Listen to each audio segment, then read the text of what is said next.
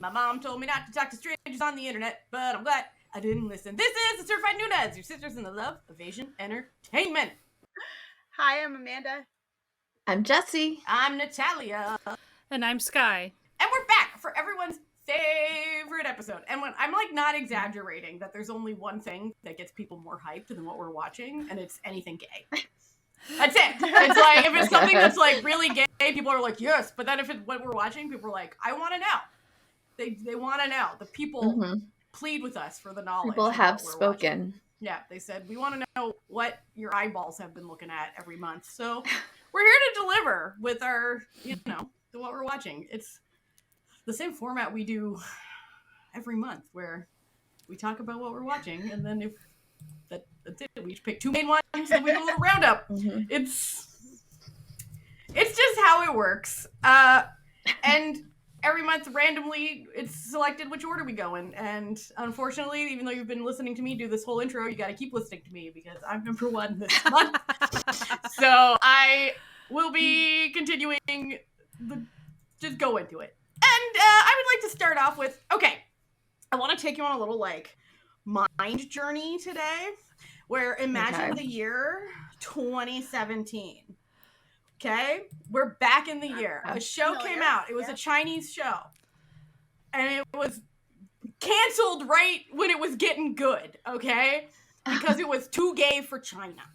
All right? And that, we've talked about it before on this podcast. That was the show, Addicted Heroin, which actually came out in 2016, but I was watching it in 2017. What was it? I couldn't quite catch it. Addicted Heroin. It's like two... There's nothing about drugs in it. Like, I'm gonna be real. There's no drugs in it. The heroin apparently was gay sex. You're talking about it. It's fine. Okay. Sure. Apparently, whatever. And so it was canceled. I guess that's how they were trying to get around the censors, but they were like, no. It's based on a novel, and that's the actual title of the novel. So it's like... Oh, okay. So... It was not like... Okay, I'm gonna be real. It wasn't great. Okay? It's not a great show. But when I tell you, they decided, and I don't exactly know how they did it. They were like, we're going to remake it in 2023. But it's going to be really good. and yet you're going to know, but we're not going to show. You know what I mean? So the show Stay With Me came out in July, and I just didn't. I wanted to watch it because I was like, okay, well, I gotta see, I kind of see what they do. But then I just, I got distracted, and I just never watched it. I finally got around to watching it this month. And when I tell you, it is so good, y'all. It is so good. Like, I was shocked at how good it was. So the basic plot is there's this high school student who lives with his dad. And him and his dad and his mom have been divorced for years, and he hates his mom, okay? Because he's like, our mom abandoned our family, like, I have no interest in dealing with her, me and my dad live in poverty, and she's a piece of shit, and I hate her. And then he finds out that she's gotten remarried to some rich guy, and now she's like, oh, I want to, send you to a fancy school, and, have a relationship with you, and he's just like, no, I fucking hate you, get out of my life. Meanwhile, there's a new transfer student at his school who's kind of a jerk. And but oh no, he's hot? Yeah, but the oh no, he's hot really doesn't come into factor for quite a while. And he's just like, I fucking hate this guy. And this guy just seems hell-bent on tormenting him. All right? And just being just a piece of shit. Not in a violent sort of way, just in a semantic error annoying sort of way. You know what I mean? Just pulling stupid pranks and just being a nuisance. He then finds out that that's his mom's new stepson, who also hates his mom because he's convinced that the mom was having an affair with his father before his mother died. Okay? But then, so they're technically stepbrothers who do not want to be stepbrothers, and however, he then meets the dad and the dad's girlfriend who has a little girl, and the poor dad. And then the dad is basically like, oh, just come join our family. Like, you have a bad relationship with your family. Like, that's okay. Like, you can come to all holidays at our house and you can live in, like, we have an empty room. Like, you seem so lonely. And, like, and we're just such a big, loving, like, family. Okay. Yes, exactly. And then, of course, then, they do fall in the forbidden love, which was a lot more explicit in Addicted Heroine, which probably is why in this one it was more of a wink wink nudge nudge sort of situation, less of a we gonna show you what's happening situation. So the show did manage to get a lot further in the plot before ending than the original, and there is talk of a season 2. But I think that this is one of those that has fallen under the new, like, you can't have a season 2 until a full year after season 1. Yeah. So I think that's probably why there hasn't been anything, because, like, the 2 actors still are, like, posting on social media all the time and stuff. So keep your fingers be crossed. I watched it on Viki, which is where it is. I gave it a 9 out of 10, which is wow. Yeah, like, that's how much I liked it. Like, it was like the original didn't have a lot of heart to it. Like, when you're watching it, you're just like, I don't relate to these people at all, because, like, the one guy, like, the rich stepbrother was so just douchey and awful, and then, like, the poor stepbrother was just kind of an asshole. Like, he was just mean and emotionless all the time. But in this one, it, like, everyone gets a plot. It's like the dad gets, like, a plot line. Aww. The mom gets a plot line. The rich dad gets a plot line. The little girl that's, like, his stepsister gets a plot line. Everyone gets plot lines in this. And it's just, like, it's such a well-rounded, really well-done show that's acted really well. And, like, it has a lot of heart behind it. And you really, like, feel for all these characters that you're just like, yes. Yes. It does end on a little bit of a cliffhanger, okay? So, like, if they don't bring back for another season, mean. But it's like a tragic romantic cliffhanger. I'm not going to say what it is, obviously. But it's just like... But, like, the show is so good, and I enjoyed it so much. Yeah. I, like... It was so a real you recommend banger. it? I like highly recommend it. I thought it was really well done. Like, don't even bother watching the original, okay? Just pretend it doesn't exist, because this one blows it out of the water completely. You do not need to. I mean, I guess technically the original doesn't exist, right? Well, like, it's like you can watch the original. I think it is on Viki and IG. In full? So it's in fully, full. though? It gets it's like the full episodes until they stopped filming in the middle of that's the what I thought. line. Like, the full show doesn't exist. Like, it just they were like, literally production was shut down by the government. Like, they were like, you've gone too far by potentially mentioning. What's funny is that it's like gay men. They shut it down when they brought back the female, love interest. The female. Turning. We're done. Right? Wait, what? And then I was like, okay, like, what? How far is this gonna? It had that whole plot line in it. Like, you meet her, she comes back. Like, it's got it all. The show is so good. Like, like, even the poor dad's girlfriend has a whole backstory and story. Like, everyone gets a plot. And it's just... That's cool. It's really good. So it's 24 episodes. The episodes are like 35 minutes.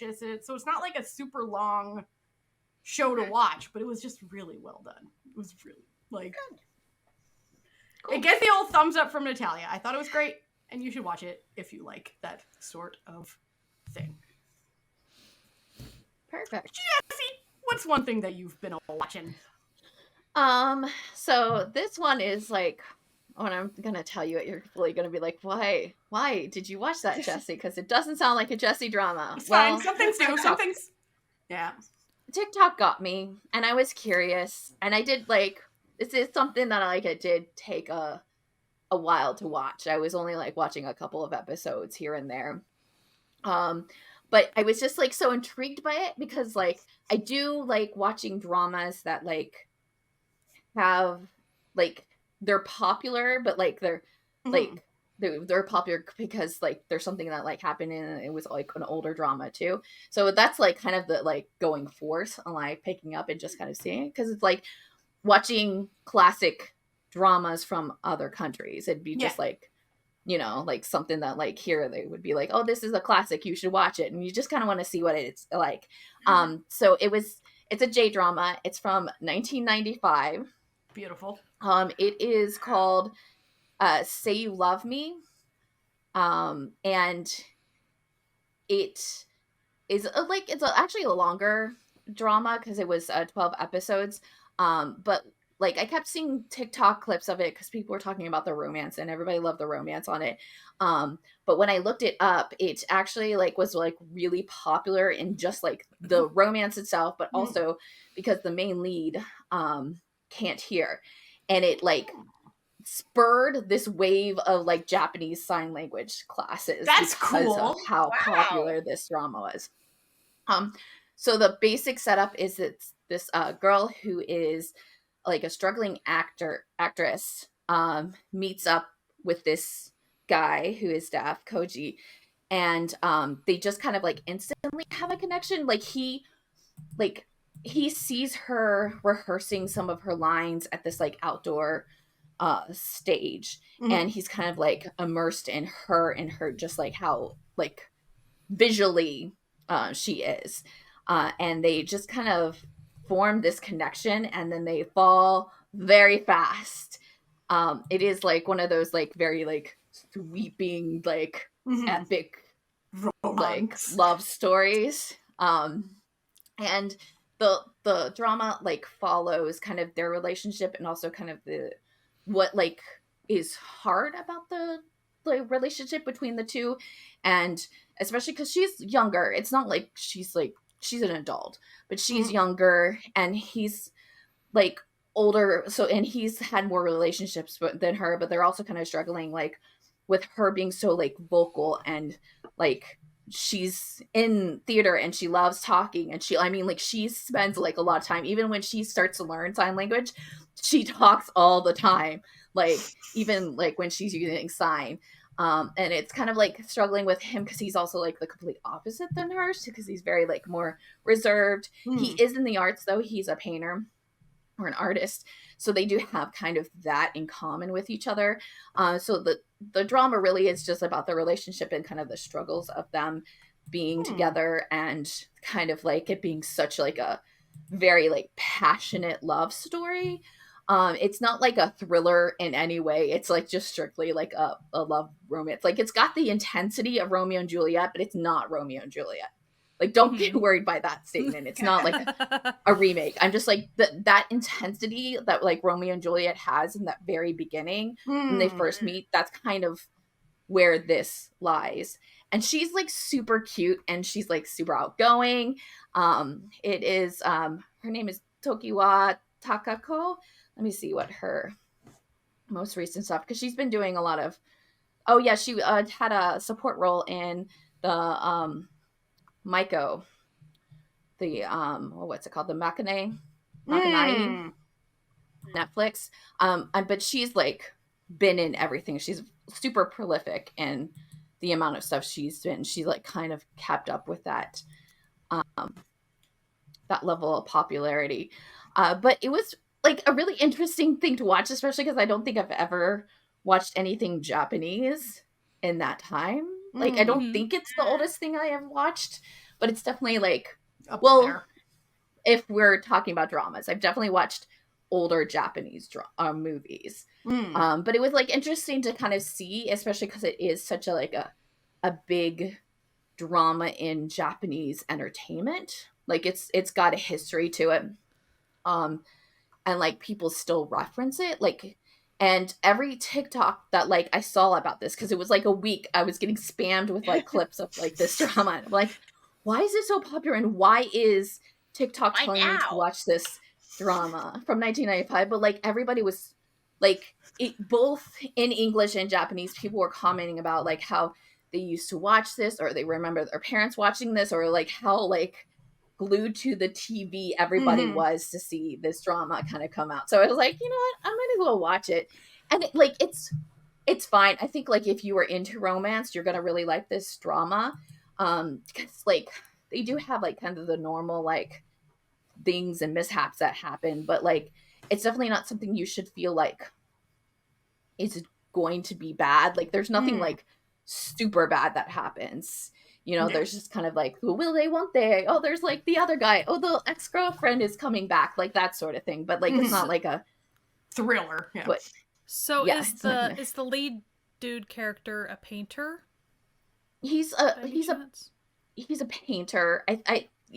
So he's an artist. I just don't remember which medium. I think it is a painter, or he draws, or like watercolor. The Korean remake's coming out. Oh yeah, that's right. Oh, okay. That's what I was trying to look up. Tell me that you love me. Tell me that you love me. And it has Jung Woo Sung in it. So and then Hyun Bin, who's from Hospital Playlist. Yep. Mm-hmm. Yeah.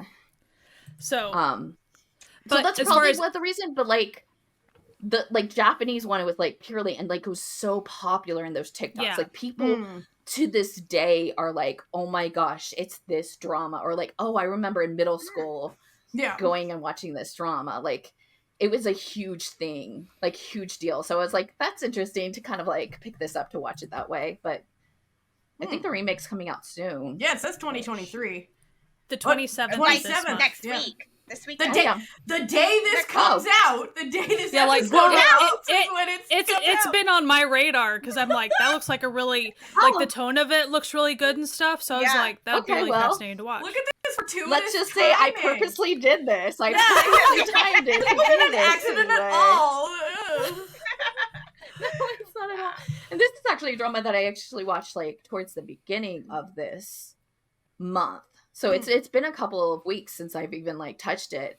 I watched it on my laptop.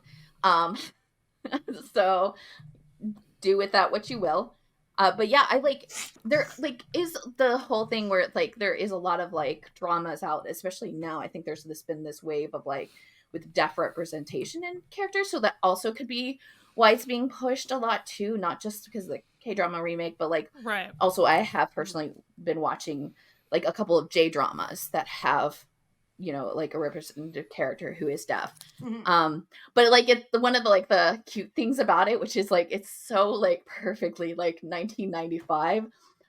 She sends letters to him through fax. Oh, like there's like a whole like episode where she like goes and gets the fax machine and like they just like send each other faxes all the time, and they do kind of like touch a little bit on like how he has adapted his life. So like she'll be like interested in something, and so you can see that like, oh, this like when the doorbell rings, this light lights up, and that's how he knows that the doorbell rings. So they do kind of like have that woven into the story to kind of give like a little insight on his, you know, what he does to, you know, live in the life of like a hearing world. And so it was interesting. I like it was perfectly good for me to watch like one or two episodes every couple of days, or like stop for a week and do it. Like I wasn't like so fully immersed, but I think if you're a romance person, you'd be like fully into it. And it, like the lead actress is very sweet. She's very bubbly, very sweet, and very kind. So it's nice to watch her because she's just, it really is kind of like a cute person to watch on screen. Well, if it's like a cute person, they really picked a really good actress to play her in the remake then, that's for sure. Yeah, I like it. Maybe we'll have great. to, maybe I'll have to watch it. I wasn't going to watch it, but like, maybe. I was trying to see, I don't see any official statement on MDL like where it's gonna be. It says Disney Plus. Yeah. Disney Plus. Oh, okay. Disney Plus. Yeah. So. But it also said ENA. Like, we'll see.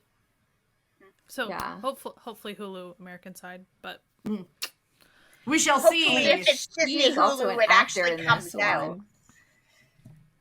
Because some of the things that were fun about it is like she'd go and like, you know, do her like audition or something, or she's like she's an actress. Acting, the acting troupe and stuff. Like so she's got that kind of like, you know, they both like have like an artist vibe to them. So I think that like also really helps their pairing. And also, the age thing isn't like a thing, like really like there. It's definitely like you can tell that she's in less relationships. So she's kind of more like, she doesn't like pick up on things, but like it's never like that's not the reason of anything that's happening.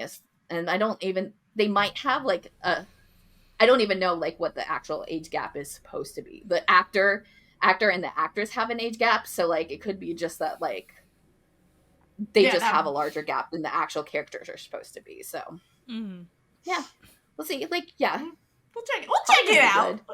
You intrigued me. Yeah, and I purposely timed that. Yeah, absolutely. I didn't forget that there was a remake that's coming out. Yeah, absolutely you did. Of course not. Because like I've been waiting on that new one to come out, and so I'm like, oh, I didn't even know it was a remake. Because you just kept talking up like that sounds exactly like the show that's coming. This plot sounds so familiar to me. But also when Jessie was explaining it, so like I was like, I couldn't remember off the top of my head what the new title was. All the vague like love titles. It's like, oh no, like it's so hard to find that. And then so I found it, but then I didn't. For me on MDL, where it says like it is a remake, it's hard to see sometimes. So I didn't actually see that. So I was like, fine. So I had to go down to the comments, and they were like, someone's remake this, but I'm like, thank you, someone said it, so now I can officially say something. And then I went back and I'm like, no, it's there. It is linked. The MDL is linked to the original. Like, yeah, it says related content. So the director is our beloved Summer director, and then the screenwriter is the screenwriter for Sound of Magic. You've intrigued me even more. Yeah. So it's going to be very pretty. It was definitely not a comedy on the Japanese side. Like there was very light moments because she's just like so bubbly, but like it wasn't a comedy. It was a straight romance. The Korean poster has a very like mellow romance vibe to it. So. Yeah, and I could see where like parts of it were mellow because it's just like they were so in love, and like if things happened, it was like but like on a whole, I would say lean more on romance side than anything like very mellow, because it's like the stakes aren't that high, but they're there because it's a drama. You have to have stakes, Otherwise, they're even like slice of life dramas have stakes. You know what I mean? Yeah, like, all of them. Yeah, like pure comedies will have stakes too. Small stakes, but they're stakes. Yeah. Well. Cool. Sky, what did you watch? So I'm gonna springboard off of that to Twinkling Watermelon.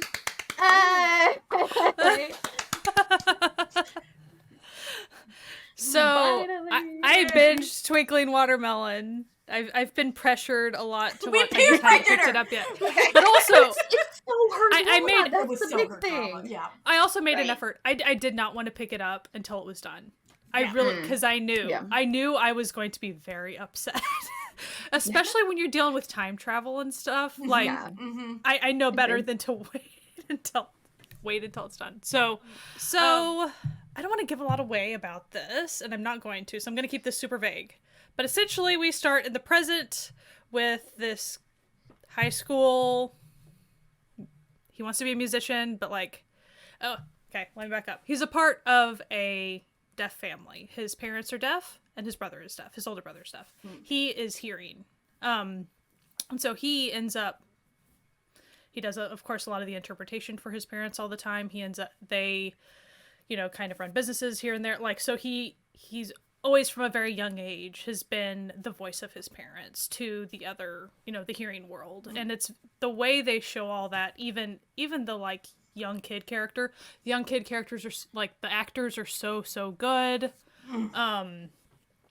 So there's a lot of flashbacks with like things like that, as far as I don't even remember what episode we finally do some other stuff. Like it's tough for me to say like flashbacks until whatever episode, because like I binged it all, so I don't really remember. But it's just great storytelling, very, very pretty. So you get a lot of flashbacks, like him growing up and kind of the stuff that happened with that. A lot of heartwarming stuff, but kind of the struggles of dealing with those types of things. And so then essentially he's his parents' pride and joy, specifically his dad's pride and joy. Hey, you need to be a doctor. And he's kind of okay. It's not that he hates that. He excels at school, but he feels the pressure of that. He definitely feels the pressure of that. And also, he knows that his success, he almost feels more pressure to succeed because of his parents' disabilities and how society looks at them and how his outcomes dictate how they get viewed. All very insightful. Like, it goes super deep, super quick with, like, the introspection of all that is so good, in my opinion. And how Jessie kind of talked about on the drama that she was watching, how they just in the story interweave things like, yeah, the family has to set up a certain type of doorbell that does lights in order to see things. Like, just, I really appreciated just every aspect. Constant sign language all the time. Like, really, really cool. Blah, blah, blah. Time travel happens. I can't say a lot about that. Can't get into a lot of things about that. But just goes back to what year? 1995, yeah. Yeah. So around the time that my drama was airing. Yeah. You know what? Do you remember when, like, it was, like, going back to, like, 1983, and we were like, whoa, back in the past. Oh, God. Now it's, like, 95, it's like, oh, no. Oh, no.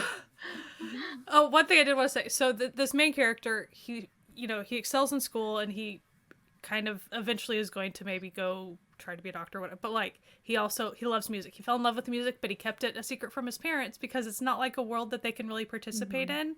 And you could tell that tore him apart. Even as a young kid, he fell in love with music, kind of as a happenstance thing. And he's brilliant at it. And so then when he's older, you can tell he really wants to be in a band. He does busking, like, just all this stuff. And he does it to kind of relieve the stress of all the pressure of his schooling and the testing and all that stuff. Yeah.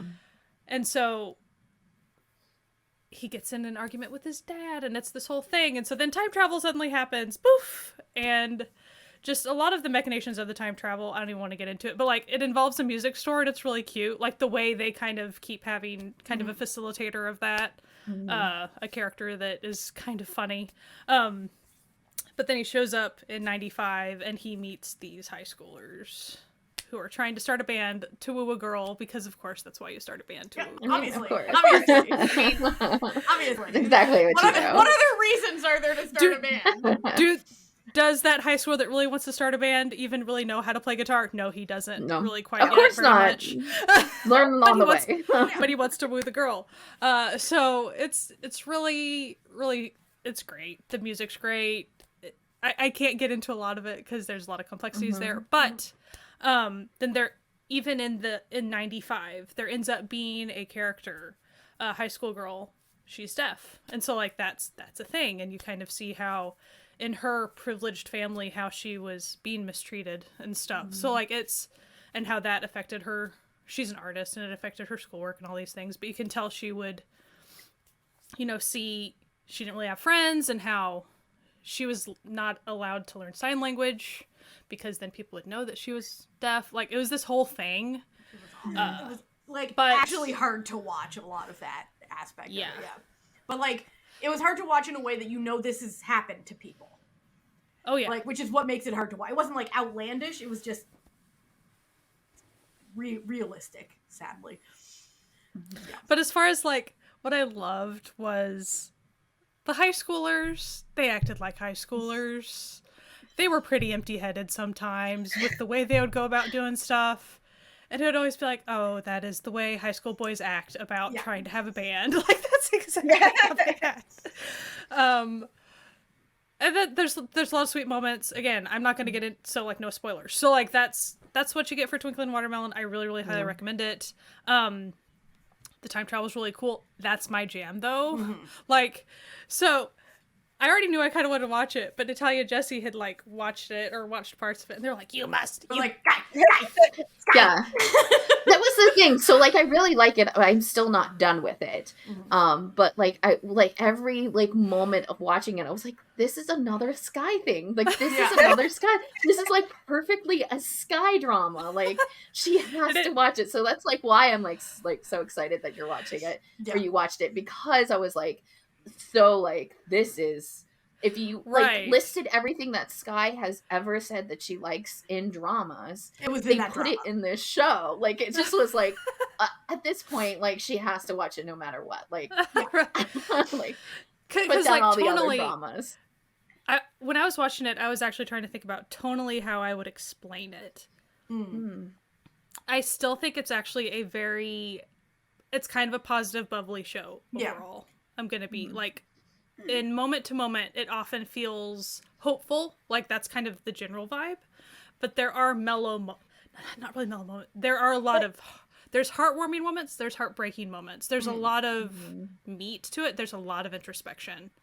But not a ton of like inner narrator stuff, but just you can tell, you kind of get the reasons for why everyone's doing every stuff all the time, and then you see the backstories of this and whatever. So, yeah, I mean, I adore it. Like it's really, really good. I've only heard good things. Yeah, the musician that like teaches him how to play, like his character reminds me of the woman who's the photographer in 12 Nights. Yeah. Yes. Like they're like parallel to each other. I always in that way. Whenever you have, first of all, I love those like sage characters, like people, you know, like, oh, here's the like wise person that will guide you on your way. And it's not just like a one-off moment, like, oh, they're gonna guide you some. They're gonna like guide you a few times, and it's actually going to help you have your character arc and grow into a person type thing. Like that's because I thought of that too. As far as tonally, I was like, is it anything like I actually thought about 12 Nights. I was like, it's not tonally really like that, but there's moments like that are kind of that have that kind of like that quietness too, like that, like where we're just like focused on the moment and like it's almost hard to explain because there are moments that almost feel boisterous because the high school, like the leader of the little high school boy band thing, he's kind of a loud dude, not in a annoying way, but in a he just loves life type of way. You know, not quite class clown, but more of just like he demands attention in a good way. It's just the way he functions. And in a way that kind of uplifts other people that are even more quiet and stuff. So you get that because of his character, but then you, like the deaf high school girl character, she's, of course, her bits are so quiet, not just because of dialogue, but just... Anyway, it's very difficult to explain. You have to watch it. It's delightful. You know what it does do that I think is cool? Go ahead. I was just going to say, I wanted to watch this. Like, it was on my radar to watch this drama. And then before it started, Netflix was advertising it with clips. And the clip was, like, the scene where they're, like, from obviously an early, like, flashback episode where they're, like, where the deaf brother's life is, like, in danger by this giant falling icicle or something. And then they just cut it off. And I was like, this is not the vibe I would don't stress. Have, right? So don't stress. Like, it's like one of the first things you see. I think it's like the first episode. Yeah, it's like in the but like well, advertise it that way. Like, it was that's kind of weird. Stupidly advertised because that's not the vibe. That does happen in the show, but it's to demonstrate. So here's what it does. Like, especially in the like first bit, it has a like. It kind of does this thing kind of like when you see movies that are addressing someone who's comes from like an immigrant family who's all their parents speak a different language than the country they are, and they're the only ones in school and speaking that language of the country they're now in. And that kind of like, I don't want to say burden, but like burden of like being the translator, being the person, the go-to person, even when you're like that young. Like it does that. It shows that in his character being the only one who can hear too. Yeah. So like I think like that, especially for the first part, I think that like it's really kind of like they're trying to really show that this is the kid. This kid is the one who's going to talk to the lady who they rent from. He's the only one who can hear. So like there are times that like things might happen that he would be the only one to do it, even though he's so young. He's too young to be doing that. Right. But it's just the way that it is. And I do think kind of that like flashback essentially or the backstory of him doing that when he was younger and stuff. They do have pretty much, and I'm not going to go into what they were, but there are pretty much 3 different large instances of danger involving the family. And so there are elements of danger and they're a big deal. But that's not the overarch, like, it's all in a few episodes, and it is pretty much to encapsulate the pressure that he has to protect his family. Didn't have any problem with the idea that would be in it, but like when that's all you give, and they cut it off at the no, and so I'm thinking like, it definitely seems a little like death crazy. Of his sibling, like that's terrible, you know, like it's you're true. like, oh, like I'm gonna be real, the three kind of big things that happen to the family when he's younger are huge, like they're big things.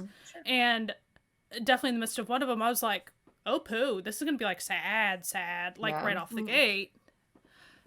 But I think they were just trying to show like this growth and this pressure. Okay. And so and it's not only showing like the difficulty and the pressure that this kid is under, it's also demonstrating how society is not built around disability like, protections whatsoever.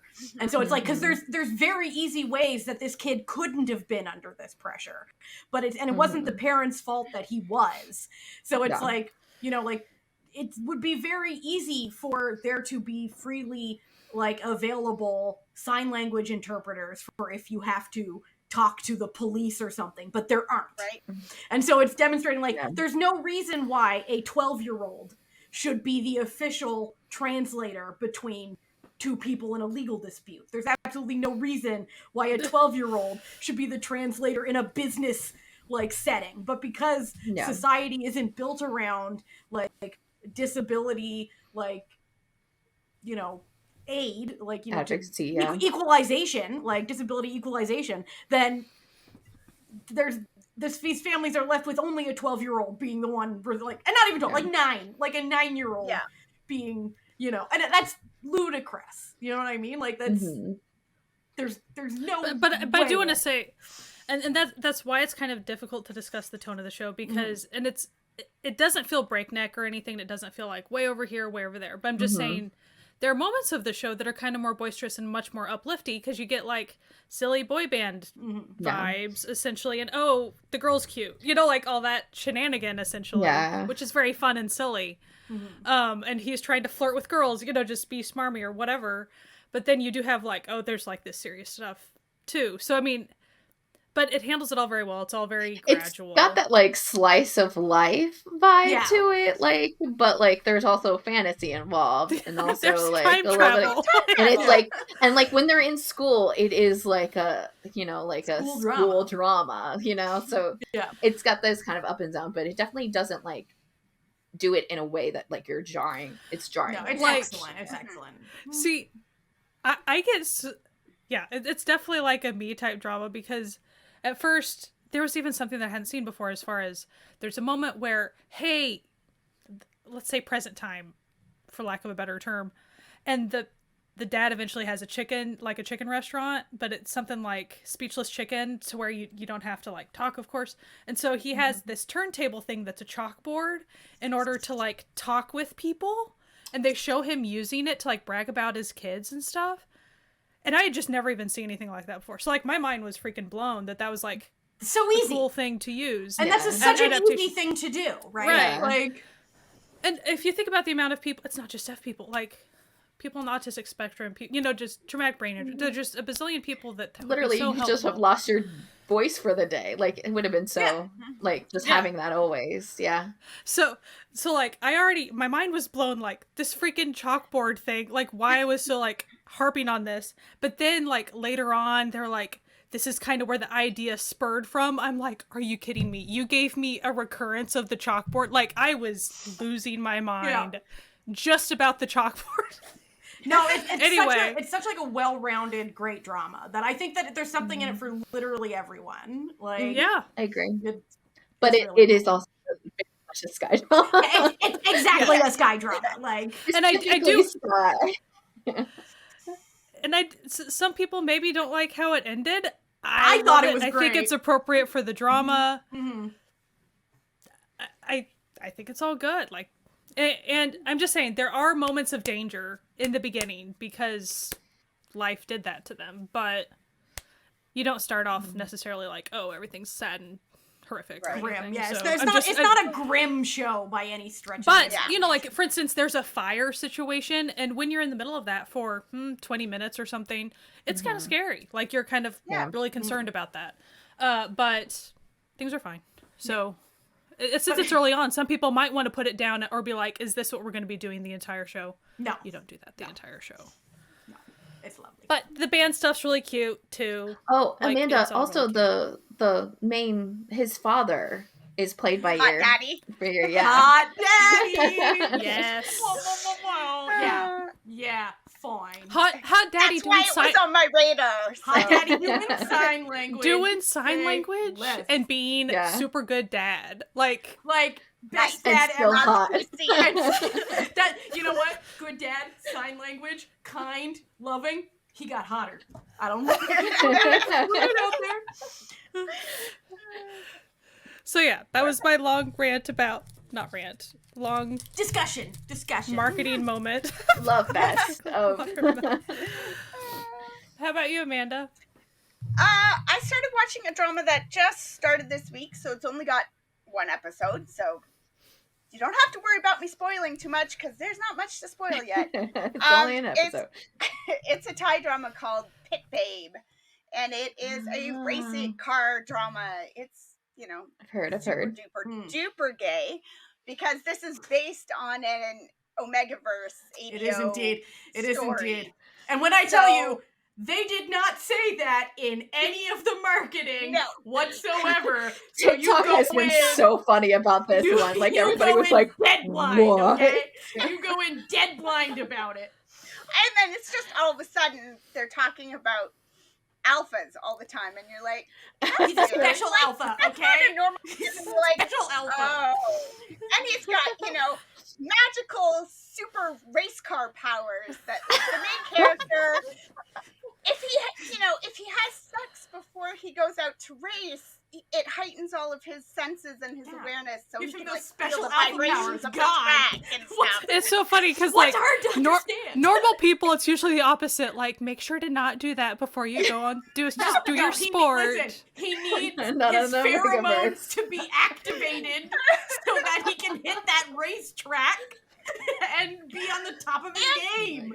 What's wild is that, like, the other race car drivers know that this is a thing, and so, like, they're mad that he has an unfair advantage. And he's like, but this is who I am, baby. Like, it's also kind of indicated that they too are like alphas, but like they don't have like his. They're not special. Alpha power. It's good, guys. Yeah, it's. I mean, Pavel's a delight. He's a delight, and he's from you might know him from Two Moons too.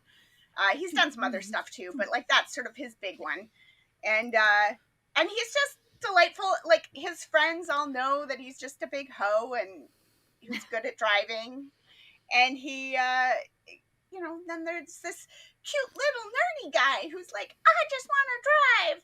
And he's like, oh, well, I'll give you a car if you become my, you know, new sex buddy. And then that's a pretty good exchange. A car. Not giving him a car. He's going to let him use one of his right, to practice racing. So, and it's cute. The kid looks like super duper dorky and like, oh no, but like, apparently he's, you know, crazy in the sheets. So like, yes, our Pit Babe, whose name is Babe, like that's his name is Pit Babe.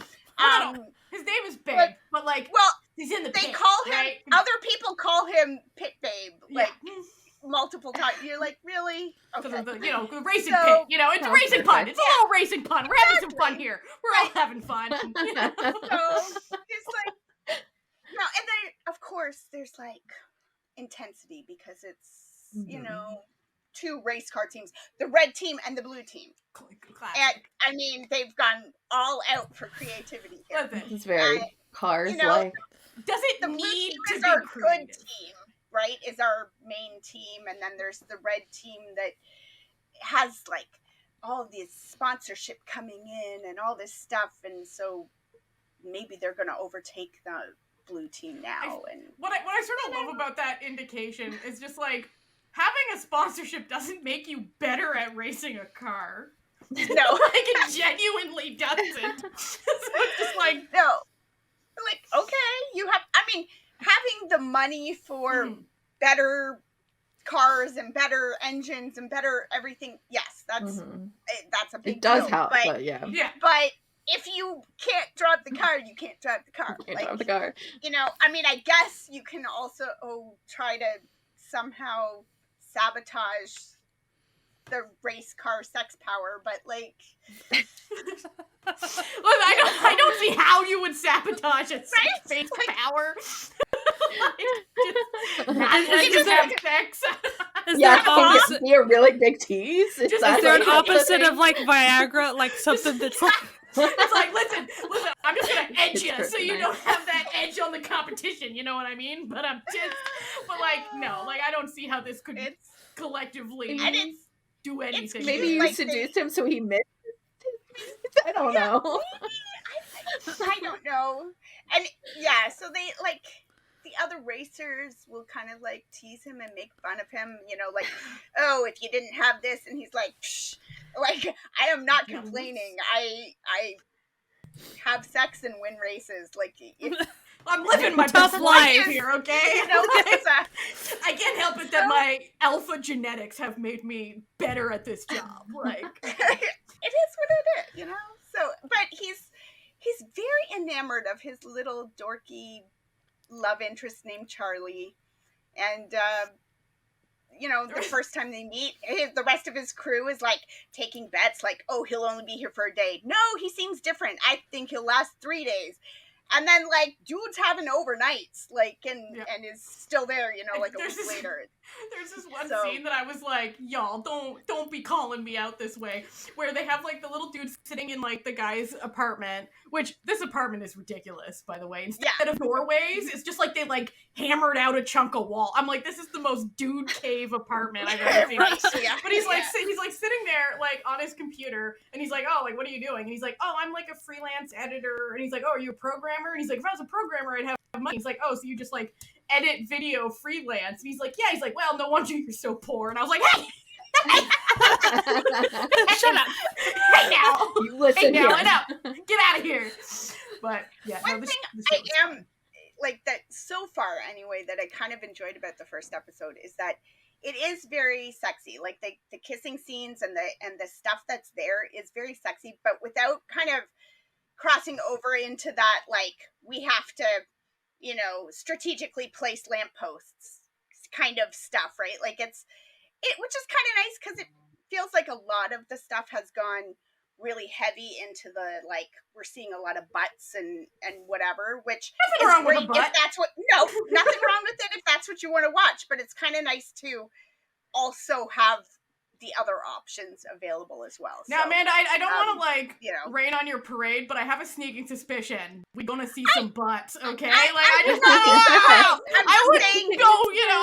stick to that statement. But in the first episode, I mean, there was a lot of scenes where it was like, okay, well, maybe I should not be watching this when a kid could come home, and then it would just end, right? Like, it would just stop, and the next scene is like a smaller scene. Yeah, listen, they gotta tease it, right? You don't go out the gate with ass, okay? Okay, but a lot of the dramas these days are. Listen, even Kid Porsche didn't start with ass, okay? Like, went up to it, all right? Like, no, the show's really silly. The show's really silly. It's a very silly concept, but it's cute. It's kind of fun. I know Megaverse show is silly. Yeah. What? Natalia, it's not serious. No, but like, sort of wild, because they're always like, there's like, you know, there's racetrack girls because it's race cars, but there's no other women. But you're like, why are you here? Like, it's a Megaverse. They don't even need you for procreation. I don't know if they're gonna go like. Why they're ending in this one. You know? I don't know if they're gonna go empreg with it, but I was watching it and I started laughing hysterically about it. Like, when I realized, like, in the first scene, I was like, this is a fucking Omega. I'm laughing hysterically. My husband comes out of his office and he's like, oh, why are you laughing? I'm like, honey, you're not gonna believe what this show just did. And when I tell you, that man leaned against the counter, cocked his eye, like, tilted his head and cocked his eyebrow with concern and said, was it empreg again? And I was like, God damn it! can't do this to me. How does this keep happening? When I started watching it, it was like, I started watching it, and all of a sudden I'm like, hang on. And then I was like, into our Boy Love Book Club chat, and I'm like, is Natalia watching this? Because I assume if Natalia's watching this, there's going to be Mpreg. Yeah. And she's like, I am, and there's not. I know You're not. So far. Yeah, but we're only in episode 1. Listen.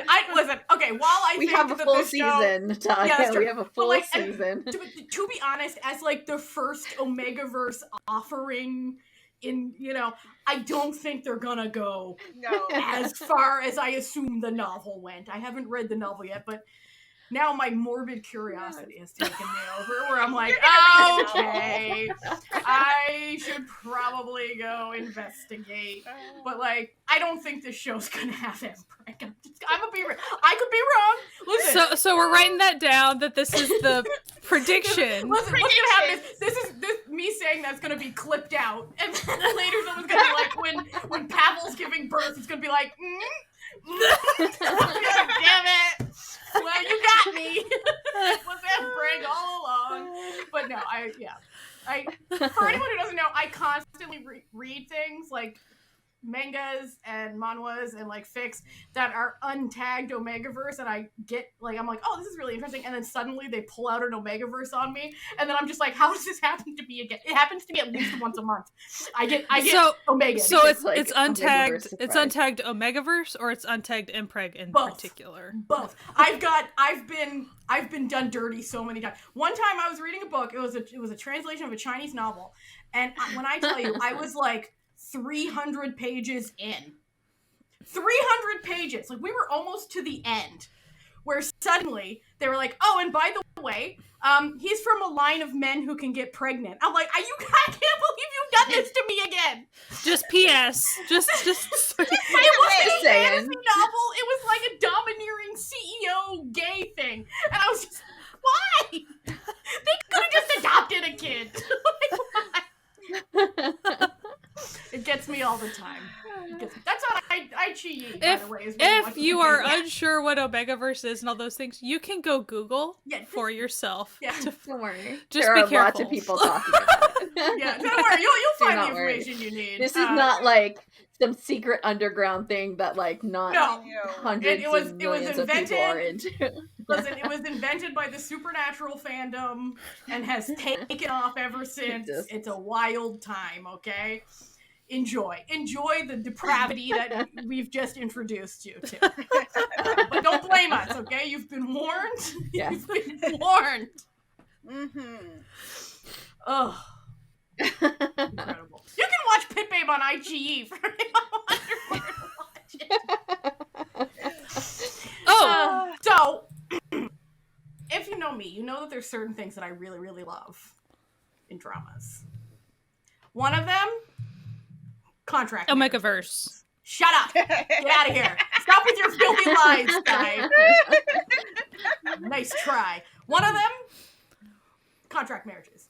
2, isekai.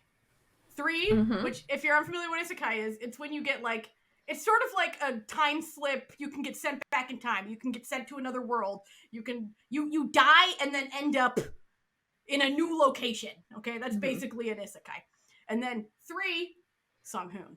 Okay, these are 3. What if I told you there's a drama that combines all 3 of these things? Yes. Currently airing on Viki. They're like, I started watching it. Let's end the year. So it's called Perfect Marriage Revenge. Great title, because sometimes you get these titles and you're just like, what the fuck does this even mean? Like, why would you even cut? When I tell you Perfect Marriage Revenge, it's the perfect title for this drama. Perfect title drama. So basically, you meet this woman, and she's a painter, and she's painting this really lovely portrait of her family and her husband. And then she goes to like her family's. Turns out she's like an adoptee into this rich family, and then her adoptive mother owns a like art gallery, and she's been working with her her adoptive mother's art gallery, and she makes copies of paintings to hang at like hospitals, and you know, like just because, you know, it's nicer to, instead of hanging a print, it's nicer to have like a painting, right? So like she's been making what she thinks are copies of these paintings to hang in these, you know, like hospitals, orphanages, like, you know, charitable locations, right? Rehab centers, that sort of thing. Then the police show up. Okay, she's there with her husband. Her husband's been distant. Didn't tell her that he quit his job. Weird. She then meets her sister's fiance, Sung-hoon, who's kind of a dick, but like a hot dick, so it's excusable, right? Okay.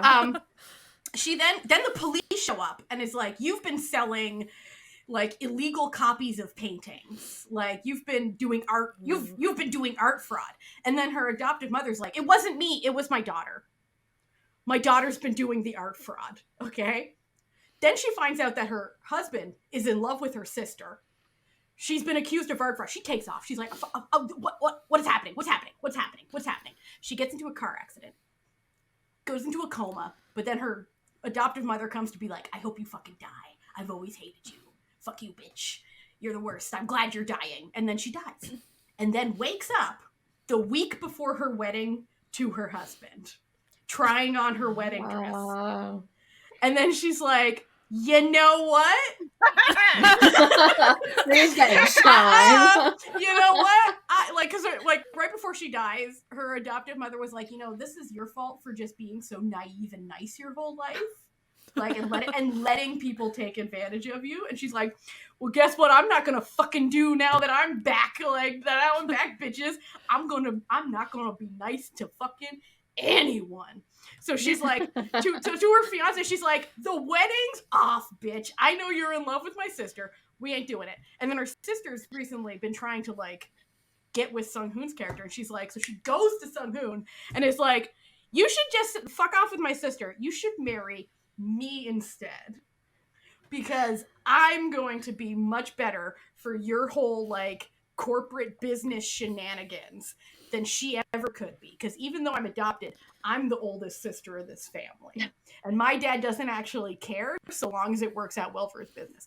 And then it goes on from there, like with then her adoptive mother and sister being like, like, what? How does she know all of these things and is foiling all of her plans? And then her ex-fiance's like, and her ex-fiance, who works for Sung-hoon, by the way, which is like an added level of like shenaniganery. This drama, I watched, okay, so right now, as of like, it's only there's 8 of 12 episodes out so far. I watched all 8 episodes in one day. I was like, give me more. I was entranced by this. This is like, because like, listen, the adoptive mother is so evil. Like, so, and like, but like, sort of. Are we talking Mak Jong level? Not like quite there, but like, almost. Like, she's like, maybe, yeah. She stalks around in these gowns constantly. But you're like, oh, because you're evil. Like, you're evil. Those are evil gowns. Right, I got it. Got it. And then it's like, you meet like Sung-hoon's family, and you expect the women of that family to be equally as evil, but they're actually like fun and like nice, but like, you know, like being like, and they don't wear gowns. No, they do. No, when I tell you, okay, so the one playing his mom, what's the actress's name? Her hair, she has her hair in this delightful beehive the whole time. What is her name? Lee Mi-suk. She's incredible. Okay. So it's like, he's got a grandma, a mom, and then a sister, and then he has an older brother, and the older brother's piece of work. But yeah, like anyway, the grandma is like, they run this like the biggest construction business in Korea, but the grandma was the one who started it because she was given a boy's name by her dad because she was the 5th daughter and he just wanted a son. And so she was like, well, I'm going to be better than any son you could ever have. So you have like this cool, like hip grandma who's like in like, you know, a man's job, like running this construction company. Like, oh, listen, this drama is so good. And Sung-hoon. Okay, listen, the fact that the the Sung-hoon you see on screen is always so diametrically opposed to the Sung-hoon you see on any of his variety show appearances is so delightful. Of course, he's got childhood trauma because that you have to find out about, right? And like, this show, it's so perfect. It's on Viki, right? It is on Viki. I believe it's and also Kokoati. No, it's on Netflix. Viki and Netflix. It's an MBN, so it's not like an MBS. So they almost got you there. But I'm watching it on Viki. That's where I started watching it, and it's so like it's dramatic, but it's not like so dramatic that you suddenly are like taken away from what you're watching in any way. You know what I mean? Like it's not over the top dramatic. It's just the perfect level of almost being over the top because what's happening is over the top, but like it's done in a way that you're just like, oh, okay. Like it's relatable within the world that it has created for the drama. You know what I mean? I'm loving it. I haven't started it yet because my sister and I are going to watch it together, and we just haven't. Oh yeah, because you have a Sung-hoon. Because we have a Sung-hoon thing. You're mascot. You're viewing mascot. Yeah, like it is ridiculous. I love America's side, it's not on Netflix. Not on Netflix, so it must just be on Viki. It's just on Viki. I do believe in Canada I did see it. I think, but I could have just been crazy. I could have just. It could have been like another drama that has like probably the same title. Yeah, there's a similar looking one. Okay, yeah, there's one called Remarriage and Desires. I think that's what I was getting confused by. So I think it's like Netflix in Asia and Viki in North America. But it is so fun. I am having the time of my life. Cannot wait to keep watching it this weekend. It comes out, I believe, Saturday, Sunday. Listen, it is chef's kiss. Chef's kiss. And like, when I tell you, you know how there's a secret, not so secret fourth thing I also love, which is simps. When I tell you Sung-hoon, like, I don't want to give too much away, but the simp energy might be a little strong. Because you know what they say? They always say that, like, marriages where the guy loves the woman more, like, last longer. Well, this looks like it might be a long-lasting marriage, if you know what I mean. Before it came out, there was people talking about, because it's based on a book, on a manga or whatever, and they were like, and when they announced Sung-hoon, they were like, yes. Yeah. If you want someone to play the domineering CEO with a heart of gold, I mean, he's perfect for it. Like, he's perfected the art at this point. Yeah. Like, he's like, I may be typecast, but I'm okay with this typecast. I'm fine with that. Yeah. But then also, it is, like you mentioned, it's funny to know that that's his typecast and then know, like... Watch him crouch down eating cereal out of a box. Yeah. Oh my gosh, poor boy. In his furnitureless apartment. He has. You're just like, now. I just want to help you. Like, I just. He has. You just need an older, not even an older sister, just a sister to be like, here, come on. Like, listen, he got a dog and then got furniture to make his dog happy. So that dog has really changed his life. But anyway, this drama is super fun. I highly thumbs up recommend. Even if it ends stupidly, I'm still like, thumbs up. You're like, those types of shows, it's like, I had a good time. Yeah. Like, the journey I'm was having great. A fantastic time watching it. So which makes it fine in my book. Even if like it ends kind of I'm just like, but I still had a lot of fun watching it. So that's fine. All that matters, really. Yeah. Anyway, Jessie, what else have you been watching? So I'm gonna talk about another J-drama, because J-drama is my life now. Watching J-drama? I know, crazy. Couldn't see that happening. So this drama I actually started watching at the not very beginning, but towards the beginning of the year when it dropped. This is 2023 drama. But it was dropped on Amazon Prime. And so then I kind of was like, oh, I'll just like put it, on hold list and not come back to it till later. And now that the, strike is over, I'm like, okay, let's pick it back up. So it's called Angel Flight.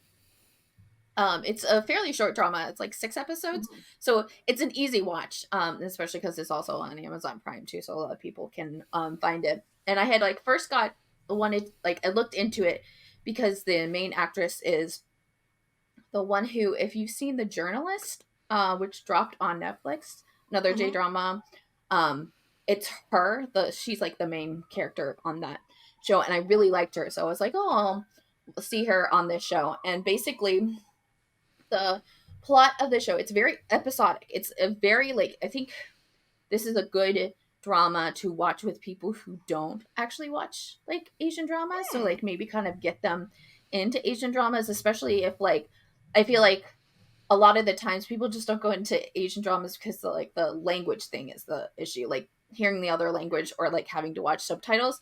This one might be it because it's so Western and it's like set up and it's like premise and stuff that like it might like work really well. But essentially, angel flight is I think it's like a universal term. So it's used a lot for the flight that takes dead bodies back to their place of rest. And the setup of this specific thing is the team of, like, I guess they're medical examiners. I don't know exactly what, like, their specific. They do a lot of, like, embalming, but also some kind of autopsy, but mostly, like, prepping the body for, like, the funeral or whatever. But they specifically focus on people from Japan who have died outside of Japan. So each episode, it's someone has died in a different country and they're going to pick up the body, help rearrange whatever needs to happen with the families and get the body back to Japan so that they can, have their final rest. And so it's got that, like, very much that, like, NCIS, like, almost Criminal Minds, like the first one that Daniel Henning was on, like, I don't even remember what it's called, the Beyond Borders, that's what it is. Where, like, it's like something you kind of see what happens to the person, and then, like, there's kind of this, like, backstory, and they're trying to, like, almost trying to, like, figure out what happens, but also, like, trying to comfort the people, because some, like, the stories vary about, like, how the person died. So, like, you can get an episode where it's, like, essentially a terrorist attack, but you can also get another one that, like, someone just, like, had a medical emergency or something like that. So it's got, like, that kind of pace of, like, what Western shows do. So, like, I think that, like, that's why it, like, I think it speaks to a lot of, like, it would, like, speak to a greater audience who hasn't really watched Asian dramas. But I liked it. There were some, like, episodes that I was like, this is a little too hokey for me. I don't like, how, like, it's just like they push the boundaries a little bit too much. And you're like, okay, like, I've already suspended my belief that, like, this is actually what's happening with, like, this one woman who, like, is actually supposed to be, like, a funeral director or whatever. Like, come on, like, it's not gonna happen. Come on. But, like, it also kind of has that, like, vibe of what's the show called? 6 Feet Under. Too. So, like, you have, like, it kind of has that, like, setup, but not really. It's not like a full, like, I think, like, you don't really get the, like, all the vibes of 6 Feet Under, but it's, like, it's good. I think, like, especially because of the length of it, and, like, each episode is specific, and so, like, you do have, like, them, like, trying to explain things to the, like, the family members and stuff like that. I will say that if you are not into, like, medical gore, it might not be your show. They don't do it a lot, but, like, there are some deaths that are not very nice, and they also kind of show them prepping the body sometimes, but it's not, like, too gory.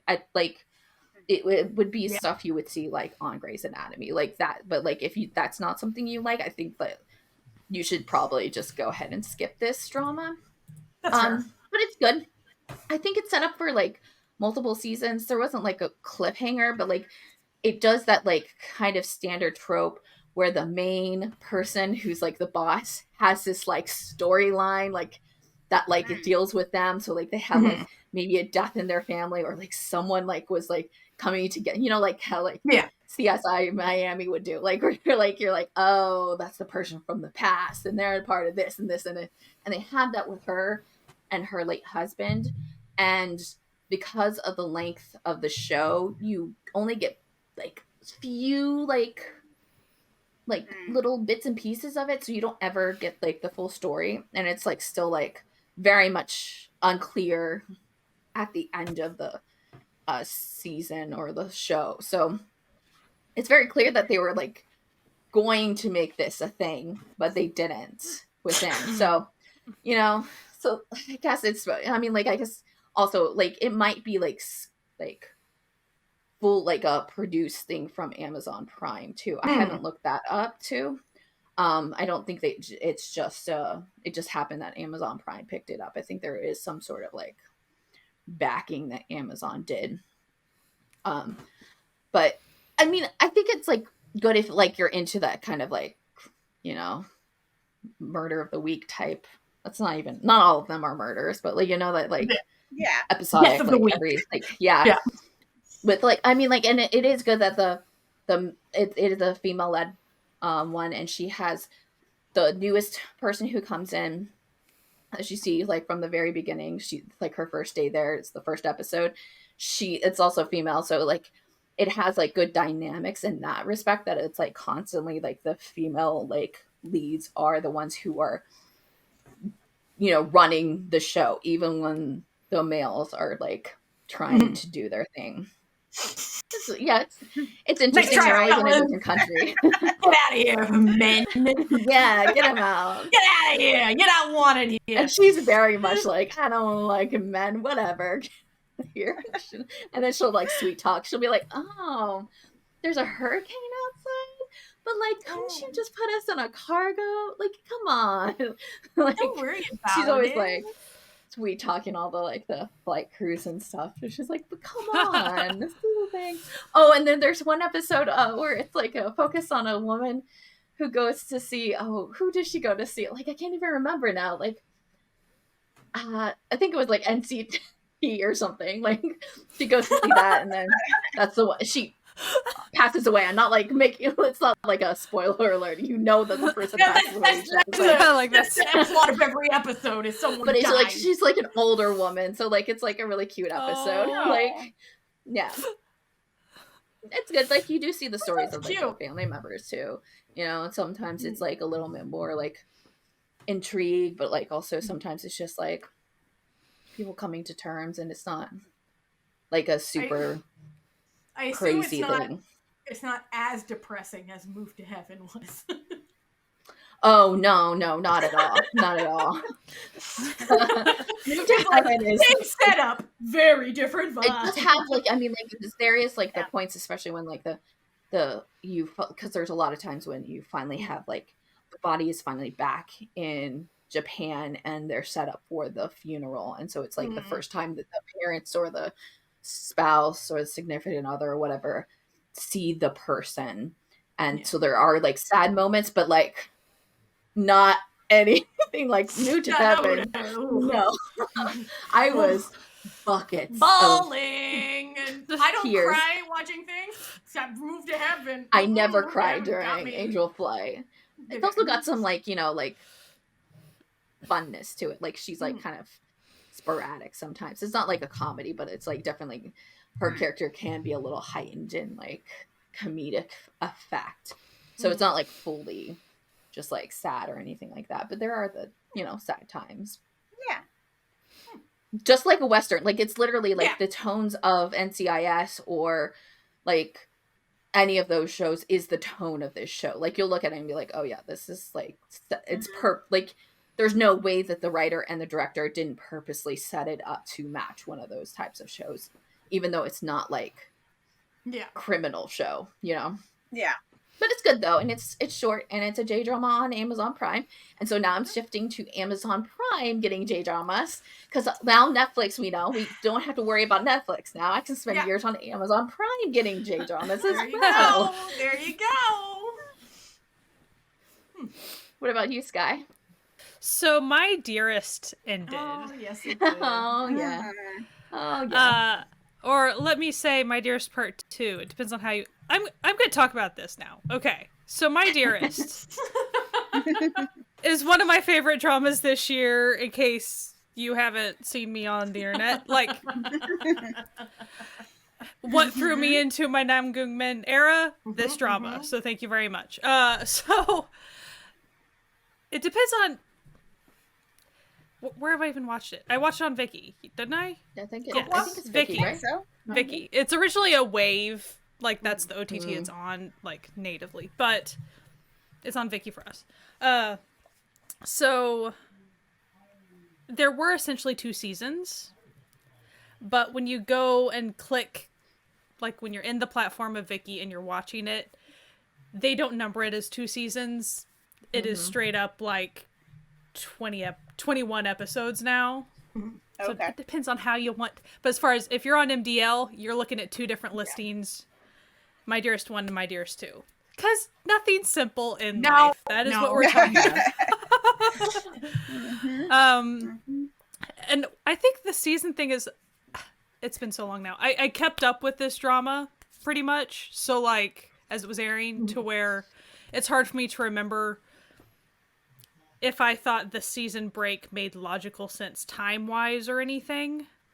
Well, it wasn't only like a month or something. Like I think it wasn't. It was just like a month. Just in general, it wasn't a big even if deal. they handled the break in writing. It's just like, at what point? I mean, I guess if like it was to give people vacations, I'll be like, yeah, sure, I'm for it. Like break it whenever I need to. I would hope so. So I guess that's actually something else I'm going to talk about really quickly is. I'm going to preface, I adore this drama. I watched pretty much every behind the scenes, even unsubbed behind the scenes thing I could watch. I really enjoyed the director. The director is a very supportive, funny man who, he's the director on The Veil. He was funny. Like, he makes a very, very good environment for this stuff.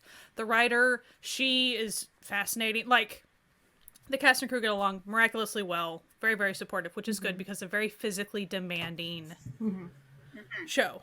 That said, knowing that Namgung-min ended up having to get 3 different IV drips during this show. Right. No. I don't know if that includes the last one he just got or if that's in that number. I don't know. So that's the thing. But what I knew, like in the news, was the fact that the last month of doing the drama, filming and editing and everything, cast and crew supposedly only were running on pretty much 2 hours of sleep a night. No. False. Wrong. Really hate that. Really hate that. And I really think that, and this is not a new thing. This is, I've known this for other dramas that are even less physically intensive than this drama is. I've known that about all types of stuff, but it sucks, and they really need laws. They really need labor laws to protect them better. So, I wanted to just preface with that. That's the little soapbox of protect cast and crew. I'm not talking about just actors and actresses here. Like, everybody. Everyone who works on a set. Yeah. So, I love this drama, though.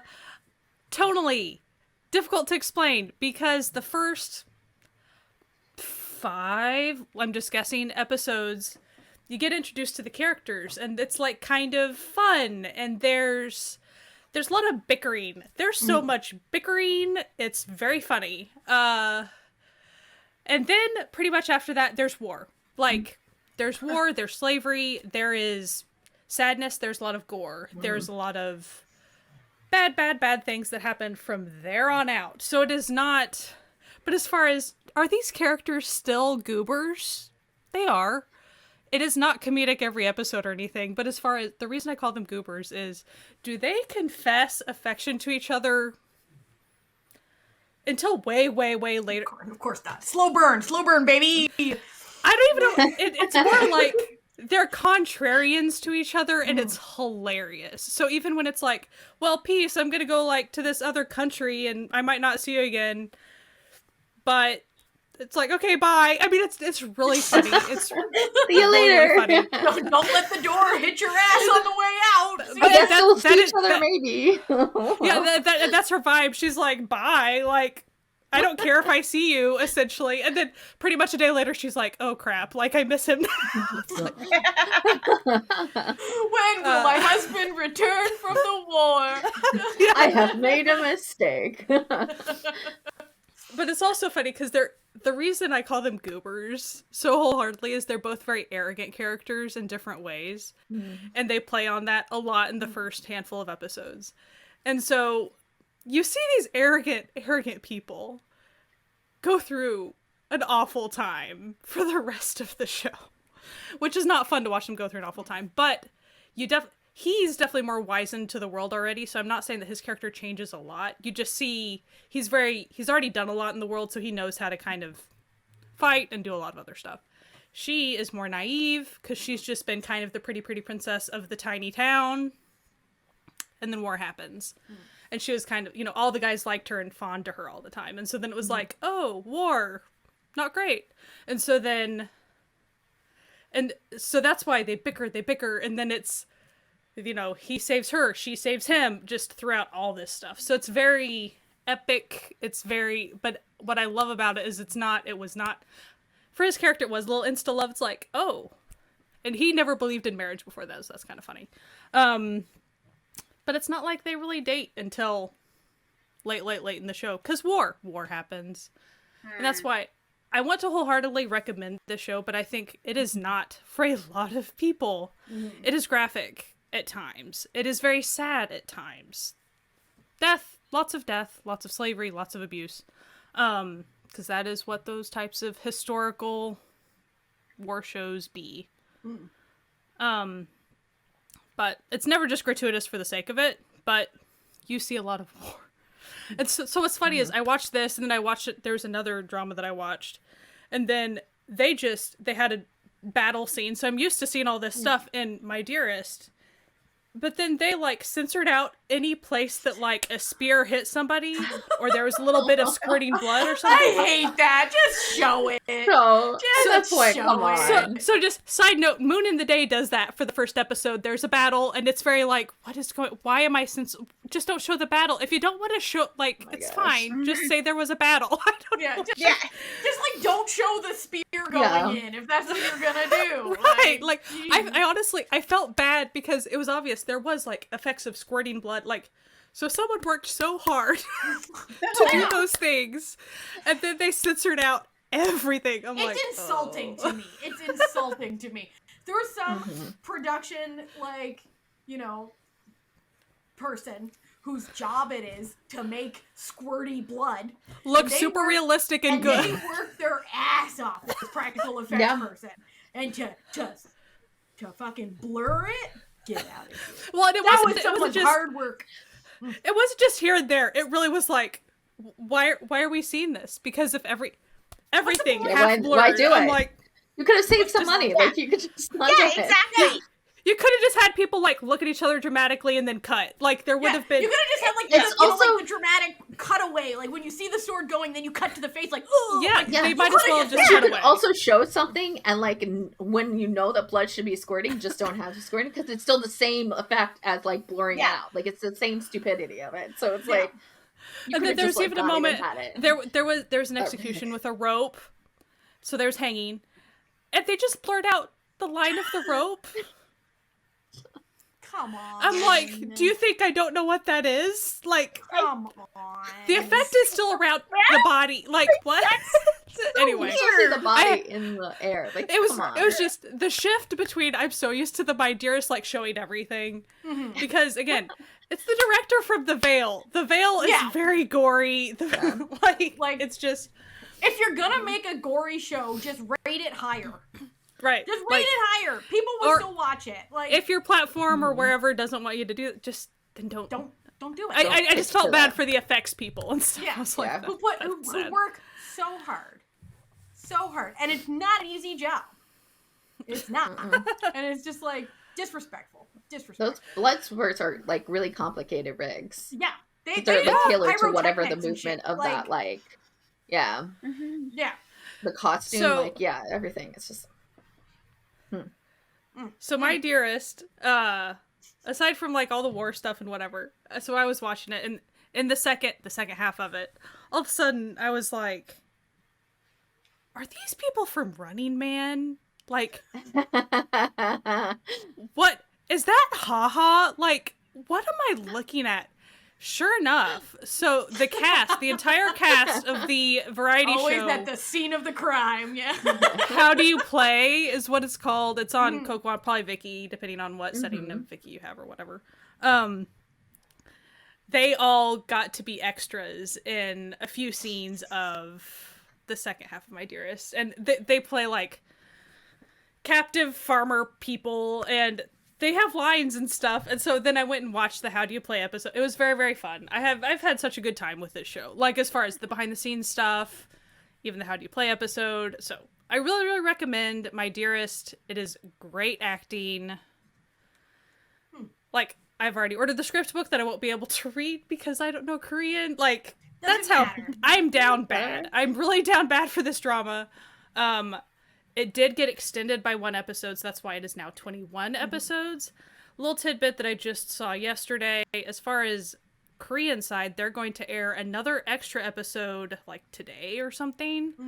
That's going to be like extra cuts of the couple, the main couple or whatever. So I don't know if I'll get to see any of that. We'll just have to see what gets dropped. But yeah, cool. And they've already won like a ton of awards from one specific. So it will be brought up again in awards. They'll be getting some awards, I guarantee. Like, it would be bizarre if they did. It's true. Yeah. So if you like historicals, or if you think you might, go check them out. I like the character arcs a lot. A little side note, I don't know if anyone else caught it. There is one of the main actresses in one of the supporting roles. She is, can't think of his name. Sungi's wife now. Lee Da-in is one of the main supporting roles. And she's lovely. She's a lovely person. So, like, she was great. Also, there's a character played by Lee Chung-ah who's been in... This might be her 3rd role with Nam Gyung-min, so, like, they've done all types of stuff together. It's all great. Check it out. I can't... There's not much to give away. War. It's also on Cocoa. If you don't have a Viki Plus pass, Cocoa is where it is. Like, I watch it on Cocoa because I like the Cocoa, because I was give me my show. So then there was one time I was used to my 2 episodes a week, okay? Like, I have to get my 2 episodes. They gotcha. After episode 17, I was waiting for episode 18. There was no episode 18. I'm like, pardon me? Where's my episode 18? And, it's near wrapping up stuff, and it was like the height, like the most climactic you could go of the whole show. I'm like, you're not giving me fine. I'm just gonna wait. So then I kept trying to wait.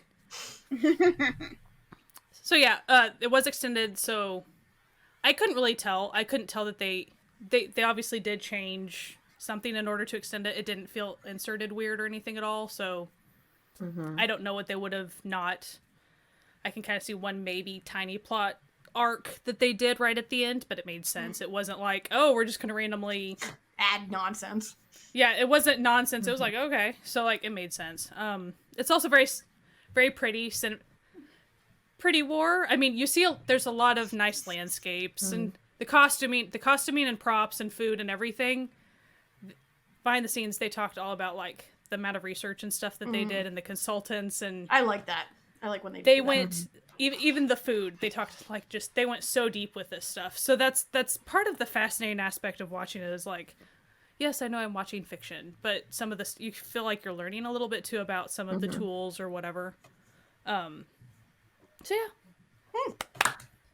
lovely. Check it out. How about you, Amanda? I guess we'll stick with a race car theme. I saw people talking about this drama a lot on Twitter, and so I was like, oh, I'm going to go check it out. And so far, I'm enjoying it. I'm only a few episodes in, but it's called We Go Fast on Trust. And I think I'm watching it on iShii, maybe? Oh, no, Viki. I'm watching it on Viki. That's right. So it's a Chinese drama. It's starring Alice Ko, who is from Someday or One Day, and Mom Don't Do That.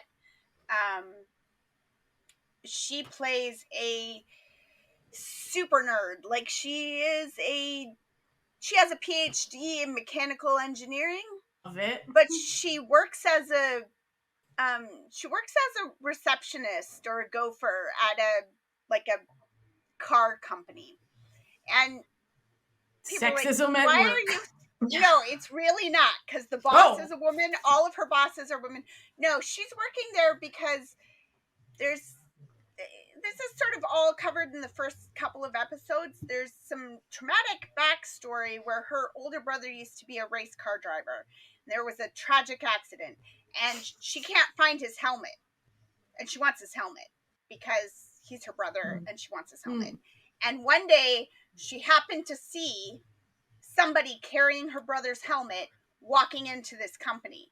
So she just went and got a job there. And she doesn't want to be an engineer right now because it sounds like maybe, I don't know, I'm inferring a few things, but she worked with her brother's crew. And it sounds like she might have been the engineer who helped to design his car. And when he had this crash, it sounds like they blamed it on engineering issues. Whether that's going to be true or not, who knows? Like, I haven't got far enough yet. But she's basically given up being an engineer because of this tragic accident. Her mom is sick, so she needs her job. Like, as soon as the boss, like the lady, finds out one day that she's a genius, and she's like, why do we have you over here when you could be over here helping us make our cars better? And she's like, that's okay, I'm happy making tea. And you're like, some people genuinely are like. So she first meets the male main character. He's a race car driver, and he is the brother of the boss. This is his family's company, but he's kind of left them because a couple years ago he used to head up the race car team. Like, most car companies have a race car team because that's good advertising for your cars, right? Yeah. His sister, after this tragic accident that happened 2 years ago, his sister said, I don't want my brother racing no more. We're cutting off our race car team. We don't have a race car team in this company anymore. It's done. And he was like, well, screw you. I'm still a race car driver, so I guess I'm leaving. Bye. But apparently he owes the company money because, like, he took his stuff, he took his toys with him when he left, but they're like, those are our toys, so now you have to pay us money for them and stuff. And they just don't pay. Like, he and his crew are just like, screw you, sis, I'm not paying. So what are you gonna do, sue me, sister? Right? So Alice Coe's character gets, like, she has to go and try and demand payment and everything, and he's in the middle of this, like, debate with some other driver or something, and they're like, okay, well, you owe me money, well, you owe me this, okay, let's race for it.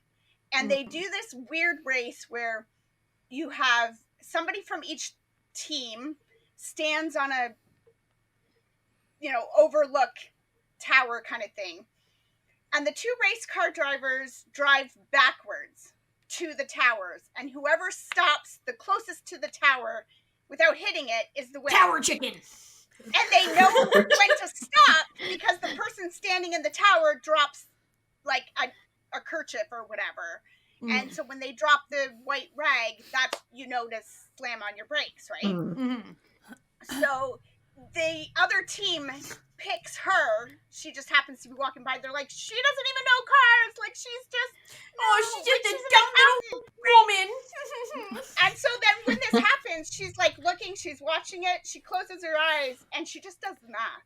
I was gonna say, she calculates. Yeah, she calculates. She does the math, and she drops her thing, and he wins, and they're all like, you won because she was so scared and stuff. And he's like going, who cares? I don't think that's even if that was true. Here. Okay. I don't think that's accurate. But yeah, so he's taken with her, like, almost immediately, but, like, not he's not creepy or anything. But then later that night, he sees that somebody is pretending to have this helmet and is trying to scam somebody out of money, and it's her. She's because she wants her brother's helmet.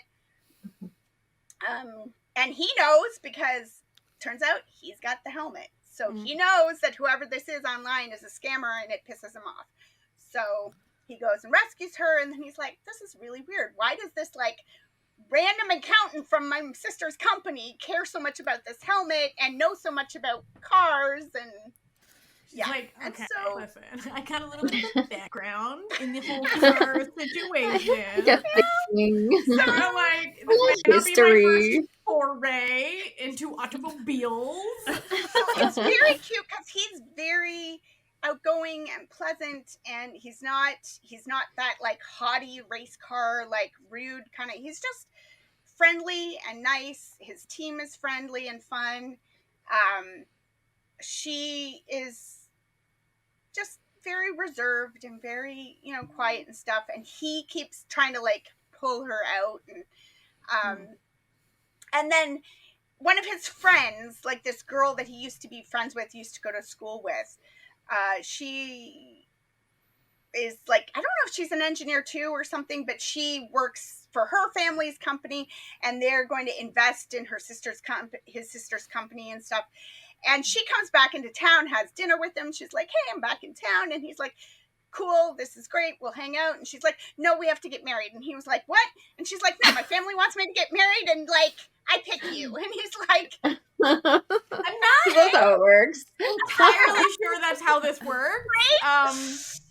So but there's okay. a sort of contract marriage element going on here, because he's sort of debating the marrying her, because she's like, I will get your sister to reinstate the race car system if you marry me, so I don't have to marry some bozo that my family picks out. And he's like, I mean, it's not a bad deal. It's not a bad deal. Terrible deal. I like you. There are like, worse reasons to get married that I've seen. I don't hate your guts. So, like, so he's debating, but at the same time, there's this shy engineer girl that has taken his, his heart. He's interested in her, so we shall see how it goes. So that's like the first, 3 episodes, and the posters are all just the two of them, like, leaning their heads on each other's shoulders. So I think we know how it's gonna go. But it's like with a C drama. By the end of the first episode, you know who's it. By the end of looking at the poster, you know who's ending up with who. You know, I mean, it's got. So it does have. It's nice as C dramas go. Credit wise, it's not all seen. It's like the cool entire artwork of cars and stuff. It's not like here's the giving whole you show every in 2 minutes, right? Spoiling the whole show for you. Yeah, it's so funny because I don't watch C dramas all the time, so I'm used to not having to have the, like, oh no, my episode has ended, I need to reach for the remote and fast forward. Oh no. So then when I watch a C-drama, I'm like, oh no! You're like trying to close your eyes because you're like, I won't be able to understand anything. Listen, I know that we are not sponsored by iQIYI, but that's one thing I love about iQIYI is you can just select a little toggle that says skip intro and outro, and you just select it, and it'll just immediately go in directly. It'll show you nothing. I know they have other things that aren't C-dramas, but as far as a mainly C-drama platform, that is a good move. Right? It's a necessary knew what they were doing. evil. Yeah. You know? Yeah. So Sometimes with C-dramas, some of them you don't have time to wait for that skip intro button, because like it's just going straight with like the climactic plot point in the opening. You're like, stop, no, don't show it to me. All right. It's time for that speed round business. All right. I'm going first, which means we're really top loading this because all I do is draw pictures and watch drama. And also keep in mind, this is not. I mean, some of us it might be like all we're watching, but sometimes. Definitely for Natalia, it's not always all she's watching. No, this is a selection. It's what she's selected. Yeah. Mm-hmm. Okay, so I started last Twilight, the new GMM TV show. So good. I was only like 1 episode deep, and I'm like, yes, I love this. It's about a guy who used to be a national badminton athlete who has like something has gone wrong and he's going blind. And so his family, and he's like not happy about this. Like he's real pissed and real depressed about this happening, which you would be, you know. And so his family's trying to hire a caretaker, and he keeps chasing all the caretakers away by just being a total asshole. And meanwhile, you've got this mechanic who is dealing with the suicide of his sister, and he also just got out of jail. And so he needs a job desperately, and he's the only one who just can put up with this guy's shit. And oh no, he's hot. that's the basic setup, you know. You know, and I think it's going to be good. From the first episode was really good, and I anticipate it continuing along that lineup. I started watching. This is great. Okay, it's a J drama. It's Japanese title is Gukan ni Itara Ona ga Inakata Hanashi, but its English title is The Story of How I Attended a Mixer with No Women. And now before you think that it's not a BL, okay? So the basic premise is you have these 3 college losers who get invited to this like mixer, and they're really excited because they got no riz, no game, all right? And they're like, we're finally gonna like go hang out with some women. This is gonna be great. And then they show up, and there's 3 very masculine men, and they're like, what has gone wrong? Turns out these are professional drag kings who work at a like bar for women who dress as men. And they're like, it's so good. And so they're all playing like basically like romance manga archetypes of like a man, but they're women, and are confusing these 3 idiots. These guys are going through some sort of queer awakening, but they don't know what to do with themselves because they're women, but they're not women, but they're women. You know, like, so it's so good. It's so good in the way that J dramas that are just goofy and ridiculous are. And it has the guy who plays the manga author, the manga drawer from Personal Weatherman is one of the 3 losers. Oh, so that's really fun. And that's somewhere. Listen, you can watch it somewhere. Don't ask me these questions. And Last Twilight's on YouTube, so you can watch it on YouTube for free if you want. I'm also on iQIYI watching. Now, stay with me with the title, because the title of this is real stupid. Okay, but the show is actually very entertaining. It's called My Dear Gangster Oppa. Awful title. Okay, stay with me. It's not a Korean show. Right. It's a Thai show. No one in it is Korean. I don't understand the title whatsoever. But it's about this like lovable loser who's in love with his best friend and is like very bad at peopling. He doesn't know how to people. But his best friend is not gay. Okay? And so he's been like pining for his best friend for years. And his only other friends are these online game friends that he meets. And so they want to have like a meetup, like a game meetup of their like guild, right? To like finally meet each other in person. And so he's tasked with inviting this one girl who's on their team. And because like he's the closest with her, she says with air quotes. Turns out not a her at all, just playing a female character with a female username. But he's actually like a gang boss, like a high up in this like gang, who plays this video game to like de-stress, and oh no, he's hot, and it goes from there. Like it's got everything that you want from, you know, from a show called My Gangster Oppa. My dear gangster Oppa. Oh, okay, I'm sorry. Like, anyway, it's very ridiculous. It's delightful. I finally finished the Taiwanese drama You Are Mine. Goofy as hell. Okay? Absolutely goofy. Which is basically, you're going to sense a theme here, where a company hires this guy to be a male secretary for, like, the vice president because all the women are scared of him because he's so strict. Meanwhile, they hire the most terrifiable young man you've ever seen in your life. But oh no, they're hot. Like that's like a real theme, right? This one was just comedic nonsense. Like it's in the way that like Taiwanese dramas can be goofy. That's how it was goofy. I watched one, and that's on Viki. Also on Viki is this. It's 6 episodes on Viki, but it's 12 episodes on IG, but they're very short. It was like 12, 15-minute episodes or 6 half-an-hour episodes called My Husky Boyfriend, which I think I was telling Sky at least about because I was laughing my ass off about it. I don't think so. Oh, when I tell the husky, plot, husky. Yeah. Like it's a dog? Dog. Yeah, as in the dog, yes. Where it's this woman, it's a Chinese drama. Sorry, wrong context of the word. Yeah. No, husky as in the dog, not as in being a larger adjective, person. yeah. So, Asian dramas, the way they name stuff. You never know.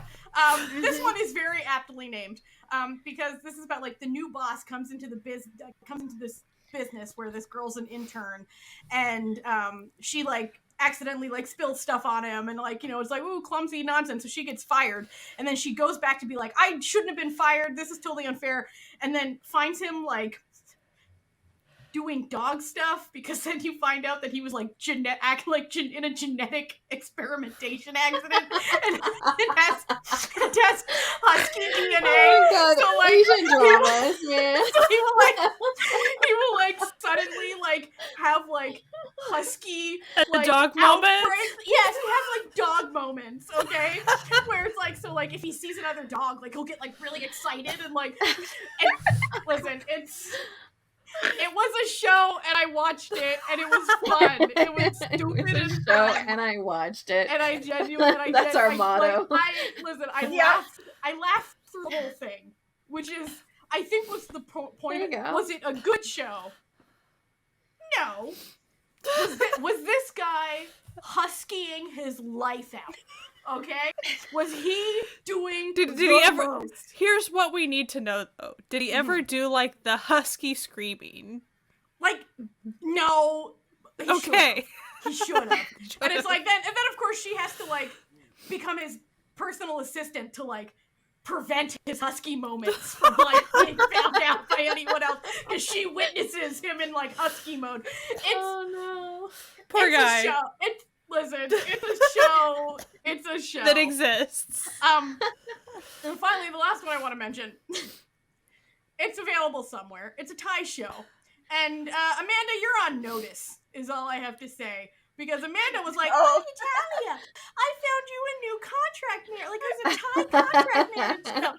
You're gonna love this. It's a Thai." I didn't say you'd love it. I asked if you were watching it. That's it. It's perfect for you. And then but it was in like a group chat. So like everyone else piled on after this, right? They were like, "Oh, Natalia, contract manager. It'll be perfect for you. It'll be perfect for you. You're gonna love it." Well, I started watching the show. It's called The Wedding Contract. It's a Thai drama. I've never been so bamboozled by a show in my whole life. Like, nothing about this show makes any sense in terms of, like, how real people act to one another. Like, so you're presented with, like, this, you know, Is it like a Lacorn? Oh, very much level? So. Okay. Very much so. But, like, yeah, very much so. You're presented with this. And if you don't know what a Lacorn is, it's like Mahjong. Yeah, it's like a soap opera, like, yeah. So you're presented with this like young woman. She's maybe like 20, and she lives with her grandpa after her parents die in a horrible like factory fire. Okay, her brother's the town drunk. He's a piece of shit, and then like they live right next door to this rich farmer, and the farmer's like friends with her grandpa and like paid for her parents' funeral and is like always helping the grandpa out and seems like a really nice guy. But for some reason, she fucking hates him. It's never explained why she hates him, but she hates him. She doesn't like his vibe, okay? Yeah, listen, the vibes were wrong for some reason. Even though he never does anything at this point. Later on, like, I hated him by the end, too. Just know. Yeah. You know? But, like, so she's like, I don't, like, anyway, so they're always, like, fighting and, like, getting into nonsense. And then he'll always be like, ooh, you're so frustrating, but, ooh, I'm friends with your grandpa, so... Ooh, and she's like, oh, you piece of shit. Like, and it just, and then, like, the grandpa dies, and then, like her and her brother inherit his tiny ass little farm, but then like the drunk brother like borrows money from the local gangster guy and is like, if I don't pay back this money, you can have my sister for human trafficking. And then he like takes off and doesn't pay back the money. And then like the rich guy for some reason finds this out, and there's like a shenanigans happen involving like her farm getting burned down, like she gets, you know, beaten up by like gangsters who keep trying to like get her so this local gangster dude can like rape her and then send her into human trafficking. But then the rich guy, while she's in like she has a concussion during this part, okay? And this is like all in the first chunk. Like I'm not even giving away what happens after. Like she has like a concussion after like an altercation, and she's in the hospital, like totally out of it. And then this rich dude's like, here, sign these papers. Da, da, da, da, da. And it's like, we're married now, so you can't be sold into human trafficking. And now you're the mom to my adopted kid. And I'm just sitting here like, that's the marriage contract?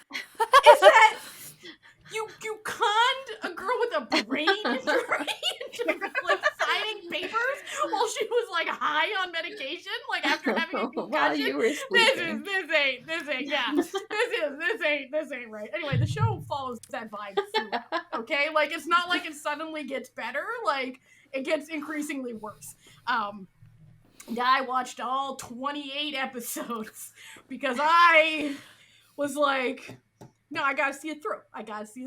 In my defense, the description I saw was that's what marriage contract between a poor girl and a rich man who needs a mother for his child. Kids. And the poster is like, oh yeah, the poster is real romantic. Looking cute sitting on a hay bale, and you're like, okay, this screams contract marriage rom-com, right? That's why I was bamboozled. Right? You see, I was hoodwinked. I was taken for a ride because I was like, when does the cute marriage contract bit start? When do we get that? When do we get cute? When do we get? Does that happen? It's just all gangsters the whole time. Part of the charm of a marriage contract trope is like the fact that you consent to the shenanigan. Yeah, you consent to where it. it's like no, it's like the part of it is where it's just like, the only rule is we can't fall in love. That's the shit, okay? Because then you know who's about to fall in love. But in this one, I'm like, I wouldn't fall in love with this guy. Like, he sucks. Like, everyone in this sucks except for her. Anyway, I gave it a 5 out of 10. So, like, really, do with that what you will. And I'm very generous with my ratings. Because my ratings aren't how good I think the show is. The rating is for how much I personally enjoyed watching it. If that makes sense. And yeah, I do that too. Go find them. Anyway, that's all I'm going to talk about. There's more. There's always more. I got nothing else going on in my life, so this is it. There you go. Yeah. Jessie, have you been watching anything else?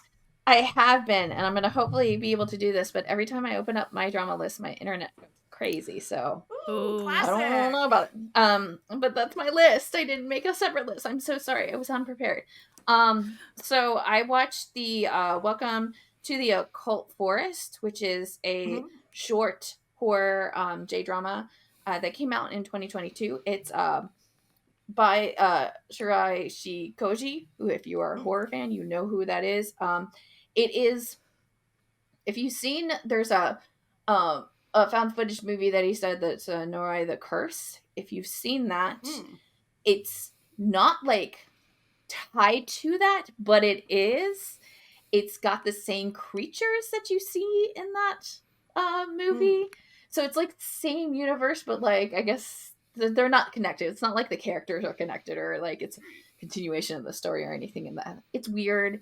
It's crazy. If you've ever watched his stuff is very, very, very weird. But I enjoyed it. So that's really all that matters. It's short too. It's like 6 episodes and they're all half an hour each. So it was like a nice, like, I think I watched it on Halloween as like a thing to do on Halloween. Another J-drama that I watched was, I think it has a really terrible English name. Let me see.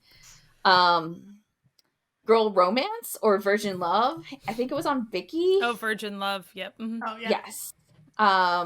It's about a girl that she doesn't have like she's in her mid-20s, so oh no, she doesn't have like a partner for life. Oh no. And she ends up going. She's about to expire and be put in the bin. Oh no. Oh no. Even though she has like a good like work life, whatever. But like she goes to join this like, it's kind of almost like those reality shows where it's like the love shows that like they do on Netflix and stuff, but it's put on by a dating app, and it's not aired. But the dating app is using what's going on in the house to, I guess, further their research in their like dating app. I don't know. She brings in this one guy with her who like she keeps seeing, like he works at the bookstore that she keeps going to. And it's just like basically like her falling in love with someone in the house, and then there's the triangle and stuff. It's pretty terrible, but it's 30-minute episodes, so yeah. I mean, like, it's kind of a like standard like Japanese rom-com, but I was just like intrigued, like not intrigued, but I just wanted to know how it was gonna end, because you didn't know how it was gonna end, like, and the ending was that's terrible. The thing with J-drama romance, like. Yeah. You never know. You don't know. You don't know. Because sometimes she doesn't choose either guy, too. It's never straightforward like it is with K-drama. There was one time I watched a Taiwanese drama, and there was kind of like a no-choice ending, and I was like, I was not expecting that. Yeah. Thank you. That's new. Or, you know what, with J-dramas, you wouldn't even be surprised if it's like, Polly, she does both. Like, you don't know. You never know. You never know. You never know. I also watched the J-drama that I think it just finished airing. Yeah, at the beginning of November. Even If I Try to Fall in Love, it's very short. It's like 5 episodes, 20-minute long episodes. It's just a cute little BL about like 2 guys like falling in love, and they're like, one has like a little bit of like a backstory on things that happened to him in his life, and so it's really cute. It's really short. If you're looking for like a really short like nice little BL that's not too terrible. Yeah, like you can just like pick it up and be fine. It's a very easy watch. Like it's. I also watched Our Dining Table, which is the Japanese BL from earlier this year. I finally got to it. It was one of on my list. I knew I was going to like it. Yeah, like it's adorable and sweet and perfect and everything you could ever want. Like, especially like you're just like binging it, and you're like, oh, like it has the little kid. So one of the characters has a little brother, and the little brother is the setup for both of them. He's like, because the little brother ends up like finding the other guy, and like it just basically was like, I now take you everywhere, and I am like making you stay in our house and like eat food with us, and gosh, just every second of that show you're just like, this is so sweet, and the little kid is so adorable, like so cute. Like, I can't. You pinch your little cheekies. I just want to give him a little snuggle. It's one of those shows you get cute. I got cute aggression watching. Yes, absolutely. Absolutely. Literally, not just the kid though. You get cute aggression on all the characters because you're just like, oh, you poor little bean. I just want to tuck you in. I also talked about it last episode, but if you didn't watch that last episode, I watched Revenant, which is like my number one drama of the year. So I wanted to talk about it again because I love it, and I think if you can handle it, you should be watching it. Also, like I'm kind of trying to catch up on some things. I've got a ton of dramas that I'm like part way through, so there'll be like one time we do one of these what we're watching, and I'll have like 30 dramas finished because I had one episode for each one of them. But I did want to talk finally about High Cookie, because I started that. I was very intrigued by it because it's just such a weird premise. The marketing, we know. Yeah, the marketing is weird and stuff, and it's interesting. I'm sorry, trying to figure out if I like it. Like, I don't know if it's the tone or the writing or what's going on. It might also be the way that it's like set up. It's a full drama, but they're airing it in like 30-minute episodes. So there's 20 of those 30-minute episodes. And it's a thriller, so it really doesn't work in the way that I think it needs to for this drama, because I think the drama actually could be something very interesting to people.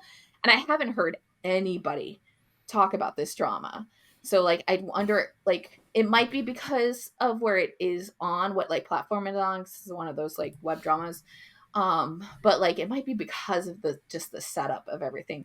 So, essentially, without, like spoiling a lot of things, it's about a girl who lives with her sister who is in high school, and they're kind of struggling because you sort of see through like flashbacks and stuff something happened to them fairly recently, and the sister is just trying to get by through school too, and she's just trying to get by on, like, you know, living like paycheck to paycheck.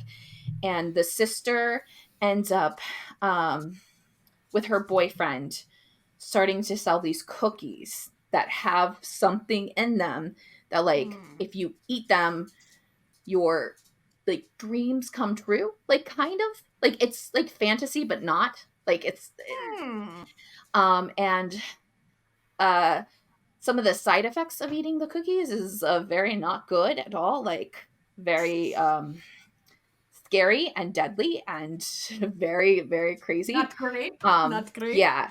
And so it's like kind of like this, the story is like involving the past trauma of the event that's happened, which I think you might like see some of it in the first episode, but I'm not gonna spoil it because I can't remember. And so it's like you're trying to figure out what this cookie is, what kind of like substance it has, because it definitely does like psychotic drug level. So like it's fantasy in that like things happen for you, but like also it's not fantasy in that like the way that people crash is very much how like very hard drugs make people crash in the most craziest, more horrific kind of ways. It is like a true like thriller. It's not funny in any respect. I don't think, like, if you're not into like really dark things with like a lot of like abuse and that sort of thing, like, you're not going to like this drama.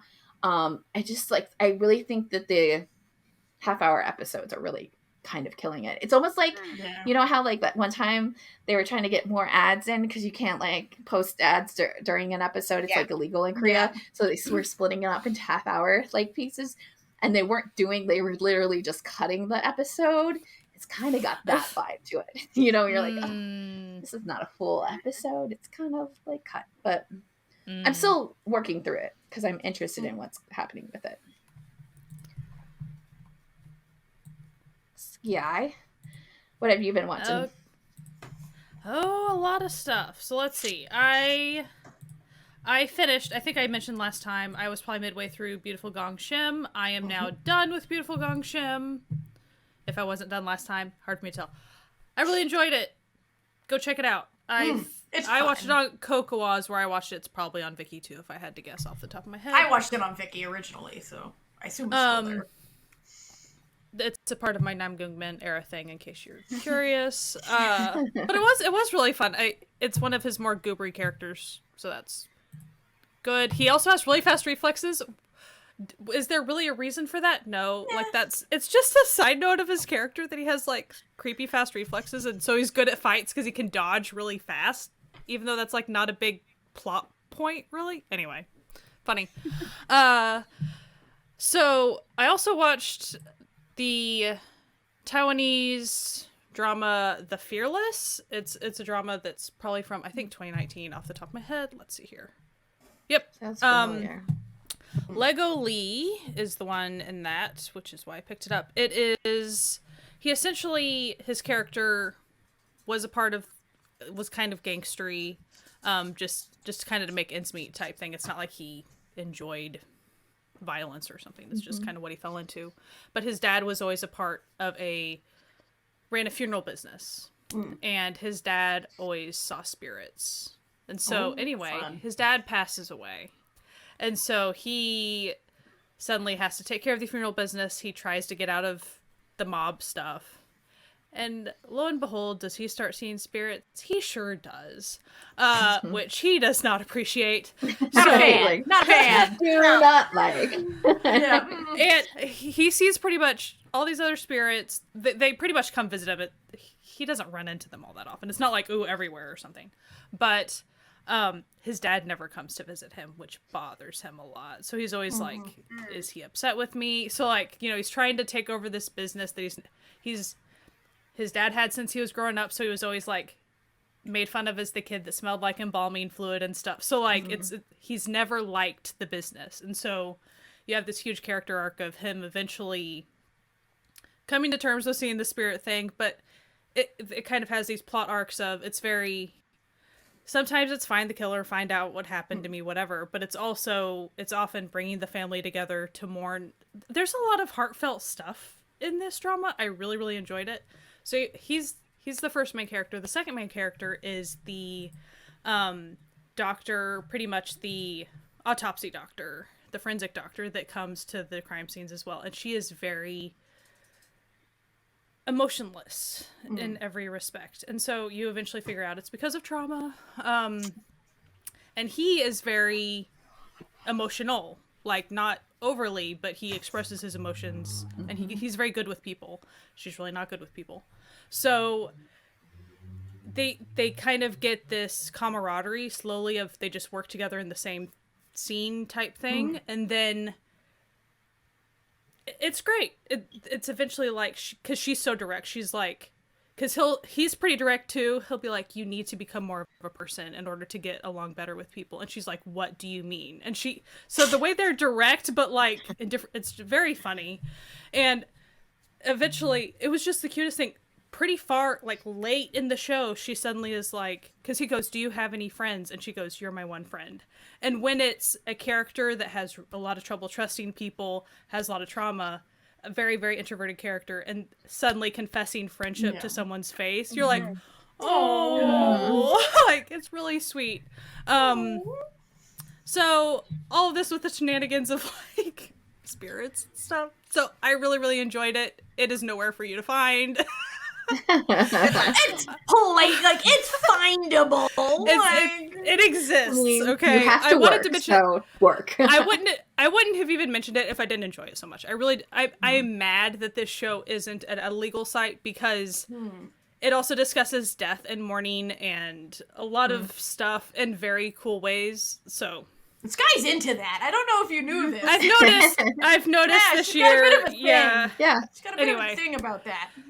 Well, because that's the whole thing. I'm not going to go into that during my speed round. I also watched Places, Snow Lotus Flower, but also called Lucid Dream, if you're really, like, that's the subtitle. It is a drama special. It's a 2-episode drama special, so it ends up being around 2 hours or maybe a little bit over. It, Korean. I should be specific about what. I'm gonna try to see who is in this, because he's in other stuff. The reason I picked it up, because it's like, oh, in our past lives, this is what we were. So historical past life stuff. Classic. Cross-dressing in both environments. So, like, I'm picking that up. That's the way that works. Ji Jin-hee is the main guy. Which, yeah. And then Lee Jin-ah is and then you have An Jae-hyun. So anyway, it's all real, real good. Mechanation's really cool. I'm not going to get into the specifics of it, but oh no, cross-dressing. Oh no, I'm attracted to this man. Oh no. Oh no, what's wrong with me? I'm attracted to a man. It's a girl. It's almost like clothing and gender are two wildly different situations. Yeah. Interesting. Yeah. Weird how that is. So also I finished Shut Up Flower Boy Band finally. Yay! That's the thing that I finished. Yay! I really did enjoy it. It's just that I got distracted. So like, but the music, guys, the music is so good. The soundtrack is so good. It's one of my favorite soundtracks. Yep, I know. Great. It's great. So good. I'm of course staying up on A Good Day to Be a Dog. It's cute. Love it. I actually would probably recommend just wait until you have a few episodes to watch together at least. I don't recommend waiting one show because not enough happens in one episode. It doesn't do a plot arc per episode. It does a plot arc probably per 2 episodes or 2 to per 3 episodes. And so that's why one episode a week sometimes for this drama. It doesn't do it any favors. Games with the release schedule of this drama. They've been doing jokes here. It makes it real hard also because like some of it, okay, you can kind of deal with it in like the present stuff. But like there's kind of this overarching past life shenanigan that since they only let you get just tiny, tiny bits at a time, it's like you get lost. It loses its whenever it's, that was like 4 episodes ago and I don't even remember. So anyway. Cute, very cute dogs, whole thing. I'm keeping up with Moon in the Day against probably some better judgment. So warning on that. It has our hated pedophile. And isn't one of those where we just like falsely call? No, he's a convicted pedophile. Yeah, convicted. You went to jail for it. Convicted for pedophilia. He needs to not be working. So I will say that person does not show up until like halfway through episode 3. So don't jump scare that. But he is like 4th build, which freaking sucks. Yeah. You could probably cut it out if you just didn't care as much. It's very, here in our past lives, this is the stuff we did. Here, there's possession, there's the main lead girl character is a firefighter, he's an actor, it's super cute. Of course I'm watching it. She's the chick that's from Taxi Driver, he's the dude from Shooting Stars, and I can't think of the other one. But like, of course I'm watching it because I like these Extraordinary Year. He was in Extraordinary Year. So like I really like this actor and actress. And so that's why I'm watching it, to support them and stuff. And it is a cute show. It is what it is. I don't think it's like mind blowing, but some people are like super, super into it these days. So like that is a thing. It's over on Viki. I am liking it. I also tried watching The Matchmakers. I tried the first episode. For now I'm putting it aside. Because I actually have like 2 other Rawoon historicals that I put on, like, that I would even prefer. Like, if I was giving a moment for a Rawoon historical, like, I'd probably pick a couple of the other ones that I'm midway through. So, like, I need to finish those first. So, is that the end of my list? Let's scroll. Yes, thank you. And scene. You're like, yes, I'm done now. Move on. Yeah. Oh no, I did miss one. I watched a movie last night, The Con Artists. It might be on Amazon as well. I watched it on Tubi. Okay. And then also the sync of the subtitles halfway through. Love it when that happens. The subtitles were a little early, so like you kind of have to keep in mind what they're gonna say as they say. Yeah. It just like reminds me of my early drama watching where that was like the norm. Back in the 240p day. Like, memories. So, Con Artists, it was fun. I always love a love con thing. Woobs. No. Con Artists plus woobs, like, what's not? Just say less. Yeah. Say less. Actually, I will do like my little postscript with like all the stuff I'm watching. It's been really funny. Of course, if you're watching a handful of dramas, especially if you're staying in one country, you're probably going to run into, this person's in that I'm watching and that thing that I'm watching, especially if you're doing movies and dramas and stuff. Of course, you're going to run into that. That is not new. What was funny about my watching this time was like, I wasn't purposefully, I had a lot of actor overlap, but it wasn't like, I'm watching another Namgoon thing. It wasn't just that. It was really like, Shut Up Flower Boy Band. He has a character, like there's one of the dudes in the band, he suddenly is showing up in like A Good Day to Be a Dog, like as kind of a baddie guy. And I'm like, what are you doing? And so then same thing with From Good Day to Be a Dog, Lee Hyun-woo, like he's like 3rd build guy. He's in Con Artist that I just decided to pick. So everything was like layering on top of each other for me this time. It was very, very funny. I wanted to even make a chart. If I get really silly, I might later, but that's that. Who knows? If you're on watching this on YouTube with the video edit, maybe a chart has appeared. Who knows? Maybe, or I might make a really crummy one. Yeah, who knows? Don't forget to like and subscribe to this video, everyone. For this great chart that may or may not be here. Who knows? So how about you, Amanda? I started a Japanese drama on Disney called Sumo Do, Sumo Don't. It is it's a remake, or it's billed as a sequel to a movie from 20 years ago or something. And it's about a college guy who basically, in order to graduate, he hasn't met his club requirement, and I mean, in the beginning, there's a conversation with the teacher who's overseeing his thesis, and she's like, do you think it's strange that you think you're graduating and you've never met me? Maybe you need to do a little more work to graduate. And also, I'm the teacher who's in charge of the sumo wrestling team, so you're going to join the sumo wrestling team, and you have to wrestle in at least one match before you can graduate. Good day. And he's like, that's okay. one way to recruit your team.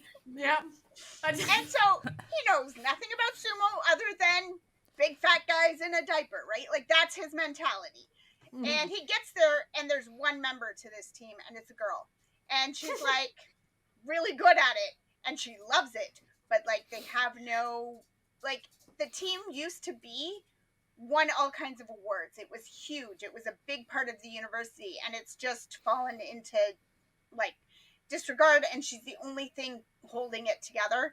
And then there's a bunch of men who used to wrestle with the team and stuff who want to one of the old guys, I would donate money if there was a guy on the team, and oh, okay, whatever. But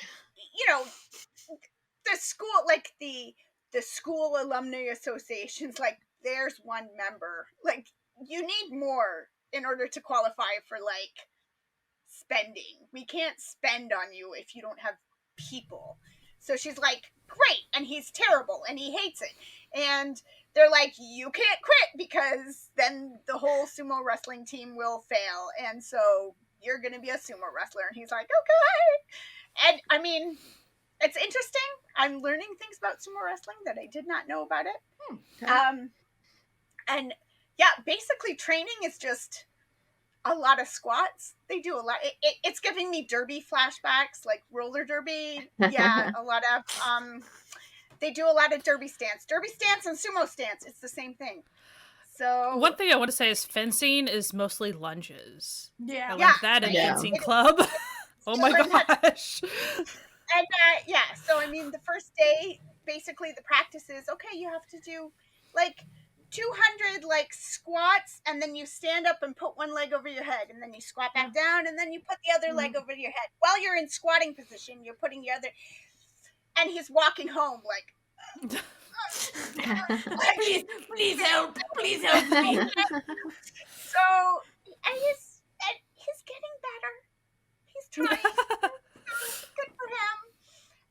It's a little, he gets there, and they're like, hey, you got to put on one of the things, and I can't remember what the name for it is, and I feel bad because she makes a big deal about if you call this a thong, you're dead to me. Is it called an obi? Am I dreaming that? No, the obi is the wrap around the kimono. Yeah, for the kimono.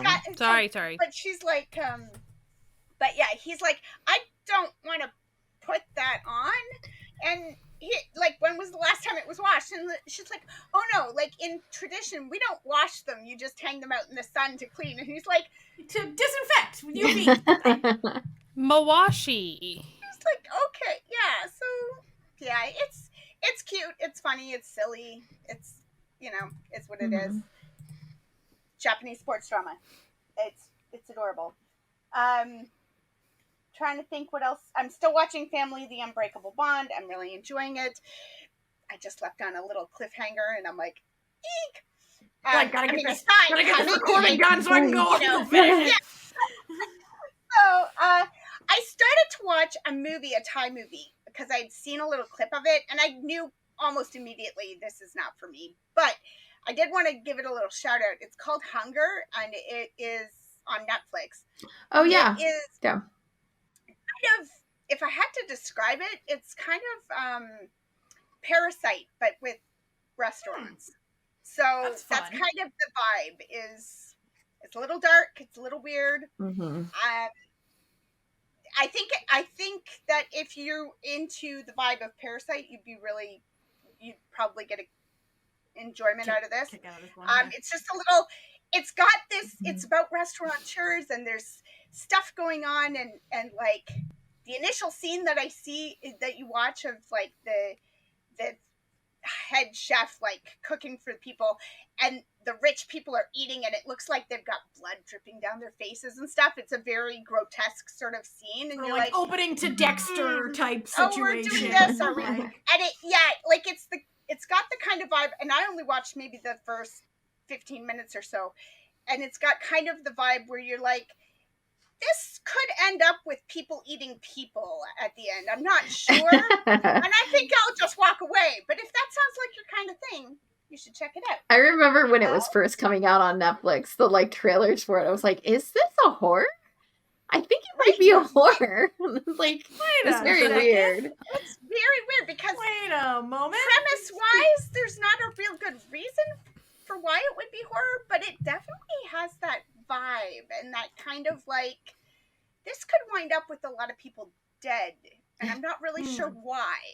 So, but it's got, poor people and rich people, and the whole premise of like how your life is more difficult if you don't have money. I tried a couple of different C-dramas, sort of started them up. One of them I started it because the poster looks really, just the vibe of it was really good, and I was like, okay, I'm gonna give this one a little shot.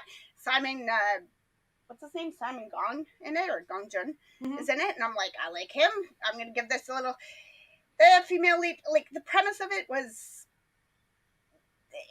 corporate shenanigans, but like girl who's trying to keep her dad's business afloat and everything.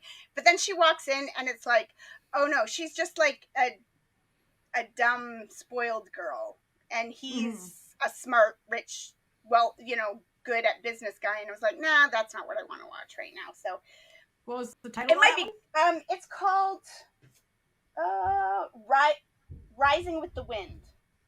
Rising with the Wind. So, and it's 40 episodes. So you're sort of like, if it was 20, I might give it a little more go. But like, if I get into it, like, I don't.